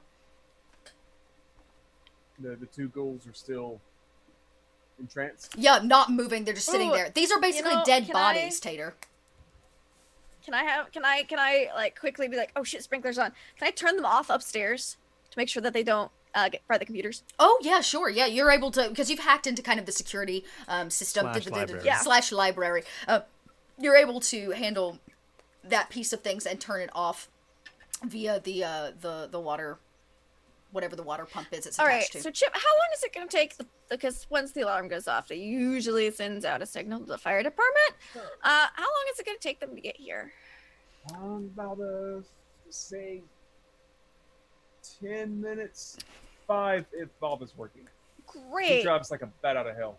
I think he does PCP. Bob. Okay. Bob has everybody just fucking PCP in this town. Say, man, it's a problem. Cthulhu's actually not real. It's just everybody's on PCP right now. We're It's all on just PCP.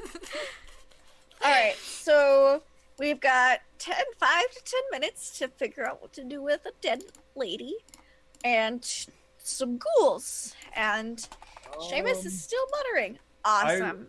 I run up to the 2 ghouls and I cuff them. They cuff pretty easy. One of them, as you go to are you putting them behind their back, or are you doing it like in front? Yeah. I'm like a right hand to a left foot, like when you're playing Twister and you just screwed. Yeah. So right hand to left foot. you go to put right hand to left foot. One of them actually snaps in half. The body is relatively decayed, and it causes it to kind of snap and crack. And stiff. And stiff. It does not fight you though. It doesn't. Cool. Yeah, good job. Do the other one. Yeah, Twister. I go and sir, you're also under arrest, and I twist its neck. Oh, you kill it? You snap its neck? Well, yeah, if I'm touching the other one, it just turns to goop. I'm Right. Yeah. That's the guy in the face. So you walk over and you're gonna snap its freshman. neck. Let me just have a like a freshman. Like a freshman. Yeah, let me have either a I'm hazing fight or a physique roll haze for his that. neck. Yeah, Fight. take a fight. I just need you to 2. snap. Yeah, that's all I needed to make sure you didn't fail it. Or mediocre it. Yeah, you guys hear Steven its head Seagal. basically break off as Tater, in his corrupted, panic state. Cool. Great. Awesome. You did an awesome job there, Chip. We should go. You know what? Maybe we should even just... No, smoke rises. It's probably upstairs. We'll just... I'm just going to turn off all the monitors. Make it look like no one's here. So when the cops come, it's fine. Or not the cops come, the firemen come. We should leave. Yeah. Okay, Get out. Shamus, goals are good. Shamus Proctor starts Got him. coughing because of the smoke in the room, and that interrupts him and also snaps him out of You good there? his You okay? Oh, yeah, he calls on one of the aspects, and it breaks it with the smoke lingering in the room, as he said, and the one ghoul that you had cuffed hand to foot begins getting ravenous again. Oh, okay. I'm just gonna drop a statue on it. Okay, cool. Yeah, it can't really go Before it comes anywhere. out of it. Yeah, it can't really go anywhere. And you watch it it crushes its chest, and it still is trying to. All right. Well, At then I grab another statue. Yeah. And you kind of beat it to death with Cthulhu statues. The last one that you go to throw on it is something happens, Genesis. As you go to toss it and it hits the ground, you see it is a kind of tentacled octopus type statue, very old in nature, and its eyes light up this yellow color as if it's watching you.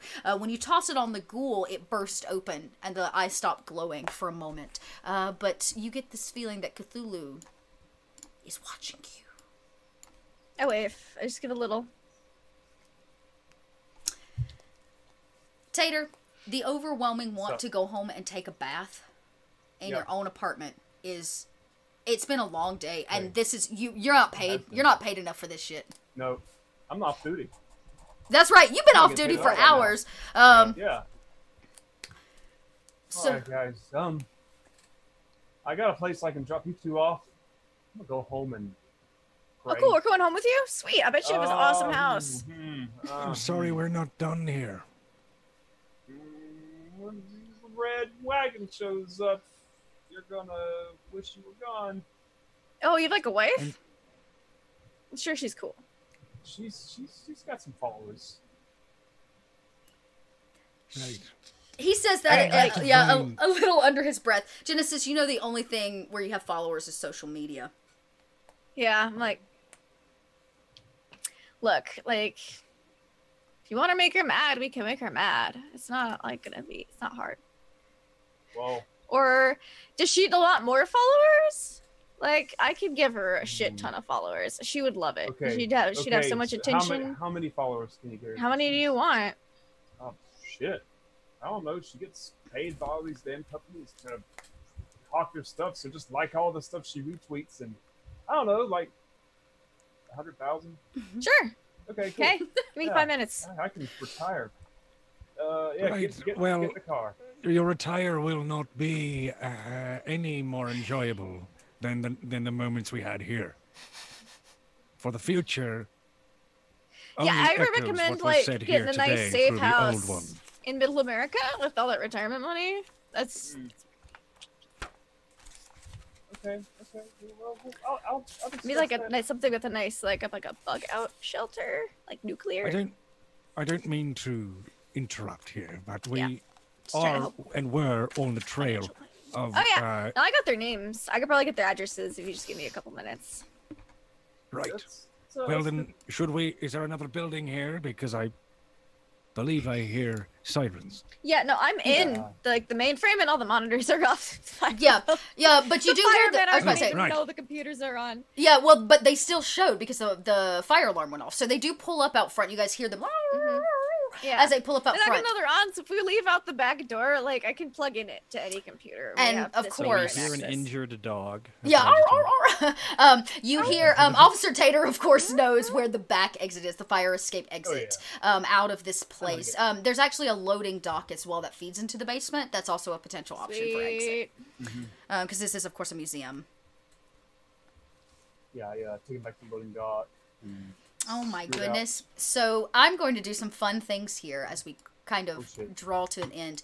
The Great Old One, in fact, Yeah, I wanna, did like, get a mark tonight. Crash the hacker websites. So when a minion of the Great Old One, okay. We get 1 on the Great Old One this week because we, of course, gave somebody got a corruption point. It didn't matter who, and we don't get a mark for every corruption. But this time around, That's good. there have been some corruptions Probably happening. me. We in fact did foil the Great Old One's minions. So guess what the Resistance gets? Yay! Yeah. That's right. Okay, great. Yeah, we learned the spell, so we can take that knowledge with us into the future and help us fight. So, If I learned it.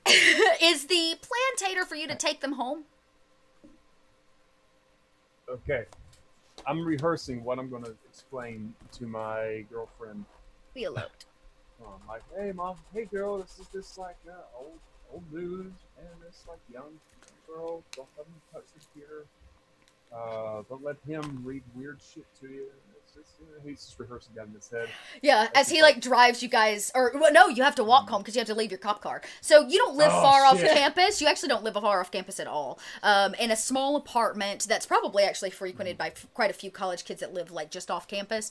In one of those like giant complexes with these cookie cutter like apartments and pools and gyms and shit. And as you guys enter, laid out on his couch, it's about 9 o'clock. Is Officer Chip Tater's girlfriend. She is beautiful, like Instagram beautiful. Way too hot probably to be dating No somebody filters. like Officer Chip Tater. But she lays out on the sofa and she's like taking a selfie, and you see her like click, click, click, click, click. And as he comes in, she peers down over her phone. Where have you been? I just walk over to the fridge and get a beer. And she says, "What? You're not even gonna like introduce your friends? And are they Well, staying hey. with us?" Hey, I heard you like do stuff on social media. I'm a social media representative for, and I've googled like several modeling agencies like on the like the walk here. Oh, she goes like, And oh, I see you've like researched a few. Yeah, he said you're like super into this kind of thing, and I was wondering if we could chat about some stuff. She's like, I am, of course, Butterfly89 on Instagram. Everybody knows who Yeah, I know. am. Of course Everyone they knows do, who she and that's why we were wanting to like. We saw you had a rather large influx of followers, and I'm just like, Okay, and she goes, "Oh my gosh, wow! It must have been that hashtag no filter tweet or picture I put out this those morning." are always definitely the way to go. And she goes, Chip, I really like her, but the old guy's kind of quiet. Chip. What's your deal? Yeah, Chip. What's your deal? And she points right at you. My deal. I'm sorry. Oh, he's with me. He's my financial executive, my financial advisor. Oh, well, he does all the number crunching and boring stuff, while we do like the the social stuff. Well, right, we were mugged. As he tries to play on the lie from before. Kay. Right, all of our clothes, we're gone. Yeah, he's really good with the books and stuff. He's not as good with the talking. That's why you never see him in this account. Yeah. Okay. And she's like, all right. Well, Chip, don't be rude. Go make up their bed in the office. Chip, he just he goes to the office. He gets out that office bed. Oh, he's also my lover, so you don't have anything to worry about. I'm just really into old dudes. She's like, okay. It's my thing. It's my kink. Don't shame me. But that's not. It's okay, that's baby. not my kink. It's fine. It's fine. Shh, okay. Wait, come me in the bedroom. And she's like, oh. Like this elaborate lie should have been spoken about before I got very. So, yeah, Chip knows his place. He tries to be really hospitable. Yeah. He basically has a futon for the two of you to, like, lay out on. Something easy like that. You have a computer? I feel like we could really network you further. And I'm gonna, like... Yeah, so he's basically taking you to another room in the apartment, like what probably would be considered like an office room, and kind of small. Has a futon, and there's definitely a laptop in there, probably her laptop. You can tell from like, you know, the cover over the keys, the like it's pink. a Twitch streaming setup for when she goes live. Yeah, of course, when she on Instagram. On Instagram, yes. Yeah, when she goes live on Insta. She goes live on Instagram. She sets it up, and she's got her she does makeup tutorials for the record. She does makeup tutorials. Right. Yeah. She goes live on Instagram. She goes live on Instagram and does her makeup tutorials. And you guys can hear as she's not really interested in you. You seem to be Chip's friends. She doesn't give a fuck. And you help do whatever. And Genesis, you're able to, we'll talk here in a second about what it is that you wanted to do in terms of hacking. But the night goes on, and it's actually the late night news as you're trying to kind of go to sleep that catches your attention, Shamus. Maybe Chip and his girlfriend. Does she have a name? We'll say Butterfly. Tatum, 11. but we call her Tot. Tatum. Okay. You call her Tot as a pet name, but she is of course Tatum. And you and Tatum are hanging out, kind of watching the late night news as you're trying to fall asleep, and you hear it, Shamus, something that really sparks you. One, because it has to do with you directly. It's part of your original timeline, when you were actually part of cults that helped raise Cthulhu. And the news says, you can hear the woman, breaking news. Man found flayed open. Preacher of New Age church. This strikes you because the name that is mentioned, and I want to make sure I give you his right name, is the man who led you through your cult practices last time. You know that actually there was another group that was supposed to be sent back in time who was trying to assassinate him because he got out of prison in 2019. And we have locations of where, from, you know, for various reasons of where he would be. It looks like somebody assassinated him. You peek your head around the corner to take a look at the TV, and you hear the announcer go, please be aware, these are graphic images from the crime scene. And as it flashes across the late night news, his body is flayed open in a very ritualistic way. His organs laid out alongside him on the ground. Blood splattered all over. This is no assassin that the Resistance did. This is not the Resistance's moves. You know this without a shadow of a doubt to be a very ritualistic murder.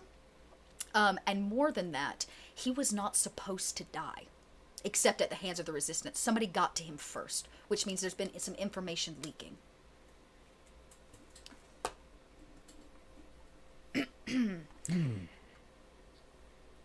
You all layer... This is not good. Yeah, you kind of say that to yourself, and you hear him, Genesis, whisper as he peeks his head around the corner and stares at the TV.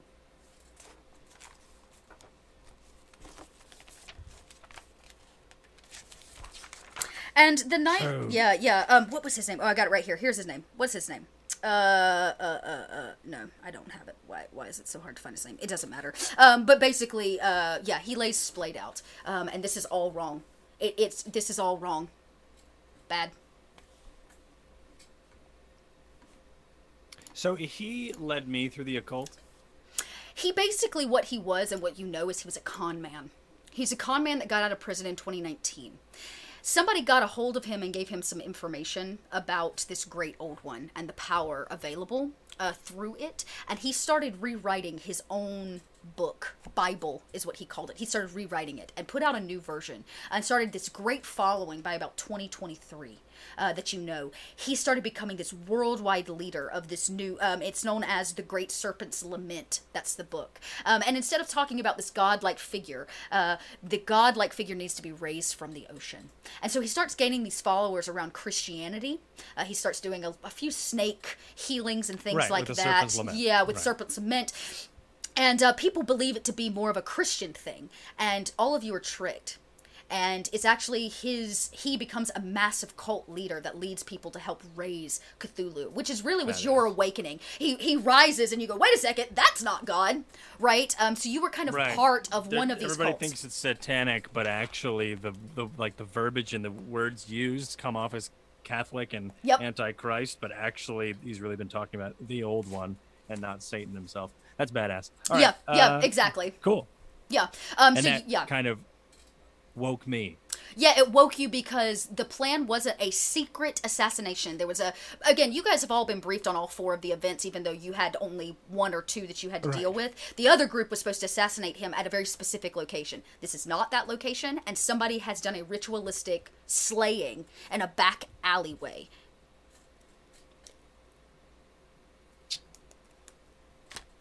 That immediately starts a panic within. Because now, did I start reading these books before this happened? What do you mean? You mean the Great Serpent's Lament, like you were reading it? Did I awaken as someone who follows the occult after this moment in time? This moment in time didn't. I was about to say this moment in time hasn't happened before. This is a new moment. Right. Yeah. Yeah, this is a new moment. Yeah, it's a new moment, basically. And the book is too early. It's only 2020. The Serpent's Lament never got written if he's dead. Which is the goal. Right. But the goal was that we would kill him, not somebody else. Right. Which has always been weird, and it's always been a very scary subject and mission for Shamus Proctor, because if he destroys him, then he destroys any future or anything that really Shamus Proctor has as an attribute or an asset towards the agency. So yeah, he mentions it to Genesis. It seems as if our target for the I don't know what we'd call them, we call ourselves the I was about to say the Resistance, another group of the Resistance. Yeah, like our to-do list, our honey-do list. Our other folks at the Resistance seem to have either let slip or have not been able to fulfill their end of the bargain when it seems this. And I gesture back to another B-roll image of the flayed man.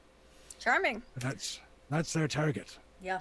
Now, what really worries me and keeps me a bit on the fearsome side is I read his book. And his book does not come out till another 3 months from now. And his book stirred within me to make me be who I am now. If those don't exist, I will never actually have what it is that I have. Well, time is weird. Maybe because there's another you running around here, and it's maybe he'll. Oh, go ahead. Maybe he'll be different, and then but you still exist because there's timelines and shit. I've read some fiction. I've read a lot of sci-fi. There's have you heard of Doctor Who? He's real cool. I know Anyways, of the show, yes. yeah. So like maybe there's some stuff where based on A actions craze and back shit. in the 2014 or so. As you guys try to piece it together, and Tater, you're hearing them talking. You suspected they'd be sleeping, but they're talking. And you two are watching these horrific images. Like not typing on the keyboard. Yeah, and Genesis, you're actually pulling up more Google images. Lights out at midnight. It's becoming like really popular because somebody found this body in an alleyway. So there are Instagram photos and live streams and things like that. It's actually, Shamus, as you're looking over her shoulder, it's one image, a really clear one, aerial view of the body that sparks you. Roll a lore as we close out the game for the night. I'd love to. Yeah, somebody flies a drone over against the cop's will. Against the cops' will, what do the cops roll? All right. Oh, yeah. Do I? So for you, all you're doing is just giving me a lore roll. I want to see if you can identify the ritual that was used on him, because it may spark some interesting things. Wow! So a 3, definitely not your best.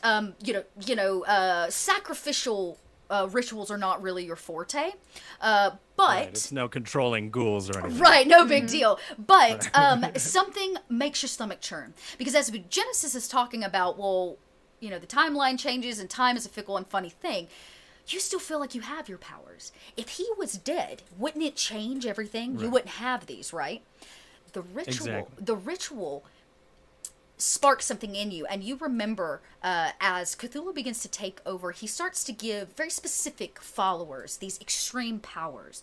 And one in particular rings true, just based on the amount of destruction that she caused. She's known as the Red Magalina. Yeah. God, I can't read that font. And she's extremely powerful. This sacrifice ritual is what she uses to create her own followers. Like, yes, he is dead, but he will rise tomorrow morning. Under her control. So, yes, he's dead, but the timeline hasn't changed, because he'll raise tomorrow morning and start carrying out the Serpent's Lament under her control this time. As if maybe Cthulhu sent her to make sure that he did not die. These troubling thoughts plague you as you all try to fall asleep. Genesis, you fall asleep with your cell phone in hand. Right? I plan on staying up all night on the Against Hacker the blue forum. light. Yeah, and you stay up all night, and you are able to actually track these 3 again, and you get in a few rooms and you watch, and you're able definitely to deduce that one of them is in control of the passcode that goes through this encrypted server that gives the rest of the ritual that you guys have been looking for. Yeah, so I totally delete all the information on their stuff. I mean, I have my own personal copy. Ooh, you want to delete the ritual from online? Yeah. Oh, roll me. That's a pretty high score. Roll me a hacker or a burglary, and let's see if you can. Of the Red Magdalena? And it gets even better. I also want to replace it so people buy it and download it. That it's going to be Rickrolled. Okay, so you're trying to delete the ritual to raise the ghouls or the ritual to control them, because there are 2. Both. Okay, it'll need to be pretty high. So let's just get that burglary from you, and then we'll see how we do in terms of getting those erased. Yeah, she probably focused more on the one to raise the ghouls more than control them, because if you can't raise them, you can't control them. Correct. So, yeah. Great. So let's she's gonna focus more on that one, but she totally wants to. That one is actually hidden on a business server. You find that this big Fortune 500, it's lost on some server that is where they're kind of hiding that information. And you have to get the encrypted I have a code. Stunt. Yes, you sure do. Let's give it. Give me that roll. Let's see how we do. Whoa!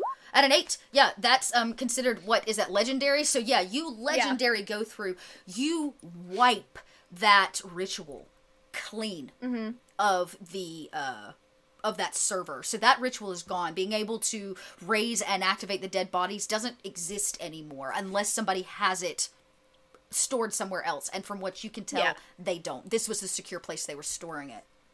And you're able to put a virus GIF that pops up that's basically a Rickroll every time somebody tries to access it. And because that happens enough that people will they won't delve any further. They'll just go, roll their eyes and exit and try to just wipe it from Right. their computer. So I'm gonna So- say, even though Remnants of 20. Yeah, I'm 2008. hip with the social medias, and I know Right. I know what they're gonna be like. Oh, fuck this thing again. Oh, Try to jeez. get rid of oh it. my god, so it's midnight. Genesis, Yeah. you have been very, very successful in kind of a hacker battle, if you would, and we're able to delete really one of the most important rituals in raising ghouls for his army. Tater, you can't sleep. The whispers, both from the tree, the images of her throat being ripped out, the blood, the fire, it affects you, and you stay awake all night tossing and turning. Proctor mumbling and controlling ghouls. Yeah, all of that is just too much. So I'm going to have you roll one more will.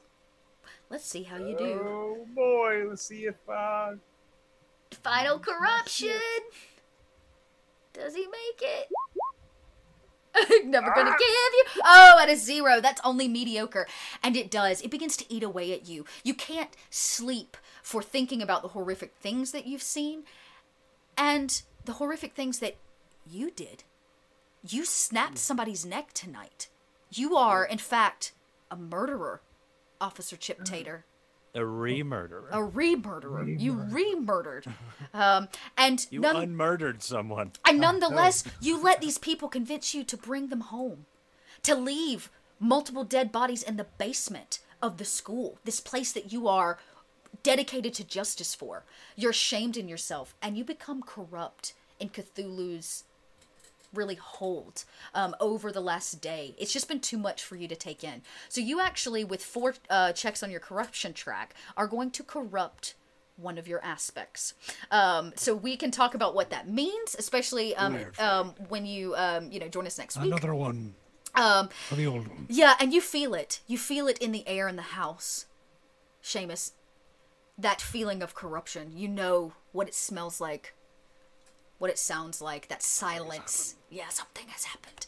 And you and Genesis share this tiny futon as she listens My to her midichlorians. music. Yeah, my midichlorians are bumping. She's texting away, and you two lay awake thinking about that flayed body of the man who used to lead you, who led you to raise Cthulhu, and what it may mean that the red Magalina has shown up early to assure that this cult rises. And that is where we're going to end today's session, because I'm already a smidge over. We will pick up next time. I would say, actually, we are welcome to meet with the hackers, but you, at an 8, which is a legendary hack, you deleted I'm one the of them. best hacker. And so I would say that actually You gives... didn't even need them. You didn't even need them. That gives you guys another check because you successfully completed what you were supposed to do, Yeah, which is and also stop the because they're hackers. into some weird cult stuff, they're likely to do it again. So I totally wanted to, plant some incriminating evidence on the main one who seemed to be Oh. behind it while I was at it, and Okay. then be tip off the police. Be like, hey, this guy is totally hacking Swiss bank accounts. What the fuck? That's illegal. That's illegal Yeah, it in was- 12 countries. Yeah, Trace the- Yeah, trace the evidence of your hack. of your hack to them. So you attach it to them, and actually what you do is you give a tip to the police that they're going to be in the center Yeah. of campus at noon tomorrow. Yeah. So that, like I said, is where we'll end. But yeah, you're able to Here's do that their kind of... names. Here's their Yeah. addresses. Yeah, and so they're the police take this as a legitimate tip, and you set them up basically to be arrested tomorrow in the center of campus. Yep. Not to meet you guys. So let's go around really quick and thank all of you for sticking with us, playing through Fate for the first time. I actually did much better than I expected. Myself, I got it. I managed it. We did it. And we launched this crazy timeline campaign. You come in with these ideas of how things are going to go, and then they never really go the way you plan them, which is cool. That's why I love playing with great role players. So let's go around and meet them. Let's start with, of course, our Officer Chip Tater. Rem, why did you enjoy this, and where can we find you online? This is my first real foray into any kind of Cthulhu-based game. So it's nice Oh. to find. I've always wanted to check it out, I don't know. see how this kind of stuff I did not know works. that. Yeah. I keep rolling these d20s and playing dwarfs and elves and all that kind of stuff. That's all they let me do. But yeah, the name's Rim. I write and publish adventures for the DM's Guild. I got some other stuff coming out. There's my website, my Twitter. I take commissions as well. I'm kind of open for them right now. I got some few that are going to come up later on in the year, but for now, I'm good to go. If you need someone to write an adventure to put on a thing and sell for money, I'll do that. Rim and I may or may not be plotting something. Plots? Plotting to write things. As always, Rim and I are besties, so I really appreciate you stepping in. We had a player drop out at literally the last minute, and Rim was like total hero. Was like, I'll be there. Sorry. Tell me what you need. I'll be there. I'll be a campus cop. So he worked out great, and I'm really, really excited. Perfect. I So love the campus cop. it was like spot on. So Scraticus, we have a new character joining us next week as well. And if Strider's not able to, we may just have Rim come back. You know, he's all corrupted now. You might as well stay with the crew.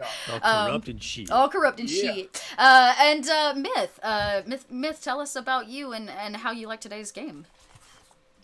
Man, I don't know where to start. I guess me. My name is Mythomatic. I'm a roleplay streamer and voice actor here on Twitch. You can follow me on twitter.com/Mythomatic or on twitch.tv/Mythomatic.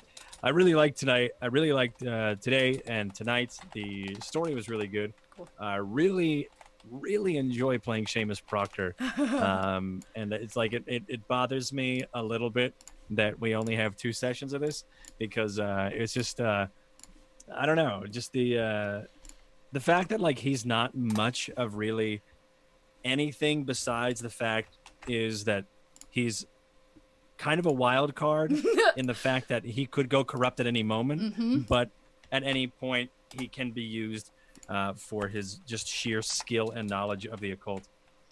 Just a lot of fun, and I really like to pretend I'm Liam Neeson for 3 hours. So, hey, don't we all? A lot of fun. Thank you for right, exactly. Thanks for being here, guys. And if you're watching the VOD or anywhere else on the internet, thanks for watching. It was a lot of fun. Yeah, and I can't wait for next week. Yeah, I'm really stoked that we've only gamed together once, and I had such a blast with you. I was like, I have to find a way to get you back. So when Cthulhu came up, I was like, so yeah, I really appreciate you coming out and bringing old Shamus. And I too wish that this game could be longer. Of course, this is only a beta test, so in the perfect world, when they take some feedback and cough cough, they relaunch the full book with all the old ones in it, I actually have considered running a full-on game, which usually is roughly about 8 episodes, 2 episodes per event, because you're actually supposed to solve all 4 of the events, as long as you don't get corrupt and or die, beforehand. So yeah, check Myth out. I just dropped his Twitter link there. I'm sure it links to all of his goodies, including his Twitch, so give him a follow. He does awesome and great things. And last but certainly not least, our lovely Laugh Love Lindy. Hi, lady. Hi, I am Laugh Love Lindy on Twitch and Twitter, and can I just say how upset I am that this is only 2 sessions as well? Sadly, I'm just like, I freaking love playing Genesis so much. I don't play a whole lot of like sassy characters, and so it's kind of fun to get out of my regular like character zone. Not that it's like a small zone, but it's different for what I'm playing right now currently in much of it. And I really like how she and Shamus actually work really well together. Yeah, he just kind of rolls with her like craziness, but then when he gets crazy, she's like, all right, you're fine, I'll just handle everything else, you just do your thing. No, okay, this is great. All right, yeah. Love that. And her poor campus cop. I don't know Facebook or any of that weird stuff like you do, but I do know statues, and I do you do you know this ritual? They're like, they're talking all about it. Oh yes, do I? Yeah. He's my boyfriend, it's fine, just come in the room. Don't worry about it. Whatever. Yeah, I had so much fun. I loved playing with all of you. It was my first time playing with Remley, and second time as a player with Myth. I usually DM him on Tuesdays. Oh, I see. And it's real exciting. So I can't wait for next week so much. I'm so excited. I'll get to go full on Genesis again. Maybe I'll actually have more than like half an hour to do like cybernetics, and it'll look even cooler. We'll find out. Yeah, catch me on Twitter for my schedule for all the things that I do and the shenanigans and stuff. I'm in like 13 tabletop games right now, so most of them are streamed. It's great. Just check it out. Awesome. So yeah, cool. Yes, thank you. And I remember the first time Lindy and I played together, I was like, we deserve to play together forever. We messaged each other off immediately afterwards. I'm like, I think we're like long lost role-playing RPG twins. sisters. Yeah, like Yeah. we deserve to be together forever. We just like read each other's minds. So yeah, it's always, I'm really appreciative of you guys. This is actually the first time I've launched anything on my channel other than D&D. So I'm trying to do more of that and playtest more material because I think new content is just really important to what we do in the role-playing community. So I appreciate you guys being kind of in on this and going through, you know, all the crazy antics of learning a new system, and getting to go through this crazy book of fun stuff. So if you're out there in chat and you have thoughts about the game, of course you only got really the front end of what the game kind of prep looks like and what the book looks like, but I want to hear. So you can DM me directly on Twitter, you can DM me here on Twitch. I would really appreciate the feedback because I'm going to be filling out, of course, some feedback for the game writers, and I want to include anything and everything that you guys have to toss out. So I am, of course, Little Red Dot. You can find me in all the places. If you haven't hit that follow button, I'd really appreciate it, so go ahead and give that a little love. You can find me on Twitter most of the time. I also have my Discord link there on my Twitter, which gives you, let's see, I actually can drop that in here. Gives you access to come to my Discord where we talk on all kinds of things. I have a really great channel I call Womansplaining, which is a great place for women to talk about successes, failures, and talk about what it's like to be a woman in the like tabletop community. Yeah, it's called Womansplaining. Come Womansplain with us. Men are welcome to chat in it too. I think it's really important that men are part of that conversation, or people that don't identify as male or female. So it's just a safe space to talk about those kinds of things and what we can do to be more equitable at our tables. But yeah, come join my Discord. I have daily RP questions and things like that, and more fun stuff coming out. In fact, some PDFs of some game prompts and things that you can gain access to there. We'll be doing this again, of course, next week, next Friday, same bat time, same bat channel. How much precious experience do y'all have with Fate prior? First time playing. This is our first time. Yeah, all of us, this was our very, very first time. Oh, hello, new person. I used to I'm sorry. sell it. Oh, really? Yeah, I used to sell it at a board game store in Brooklyn when I was supervisor and manager over there. But I never got around to playing it. So yeah, really wonderful because now I know what those dice were that I was selling. Right, all these fake dice. Yeah. I was like, I actually really love them. They're just really shiny and beautiful. I really want to play one at a table so I can like roll some dice. Yeah, you know? Yeah, roll all those And then fake do the dice. math. It is a lot of fun. Yeah. Moto 20. Is that Motu 2424. Yeah, Moto. It's not Genesis, but it's better not. than Cool Air. Thanks for tuning in. Yeah, we actually just finished the first of a 2-series session where we're playtesting the Fate of Cthulhu, which is a build out for the Fate core system that's not released yet to the public. So you can actually tune in next Friday at 8 p.m. Eastern Standard Time. We'll be finishing up this 2-part kind of mini campaign, playing through it. Does you use Fate core? The difference is that we are in fact trying to fight Cthulhu by going back in time. So if you want to see how all of their actions affect Cthulhu's reign, we will be making those decisions at the end of next week. So join us then. Until then, I hope the dice are ever in your favor, and you have a great week and stuff, because we're coming out of a holiday and everybody's got to go back to work on Monday, and we all know how that feels. So stay true, do your thing, and thanks for the follow, and we'll catch you guys again next week.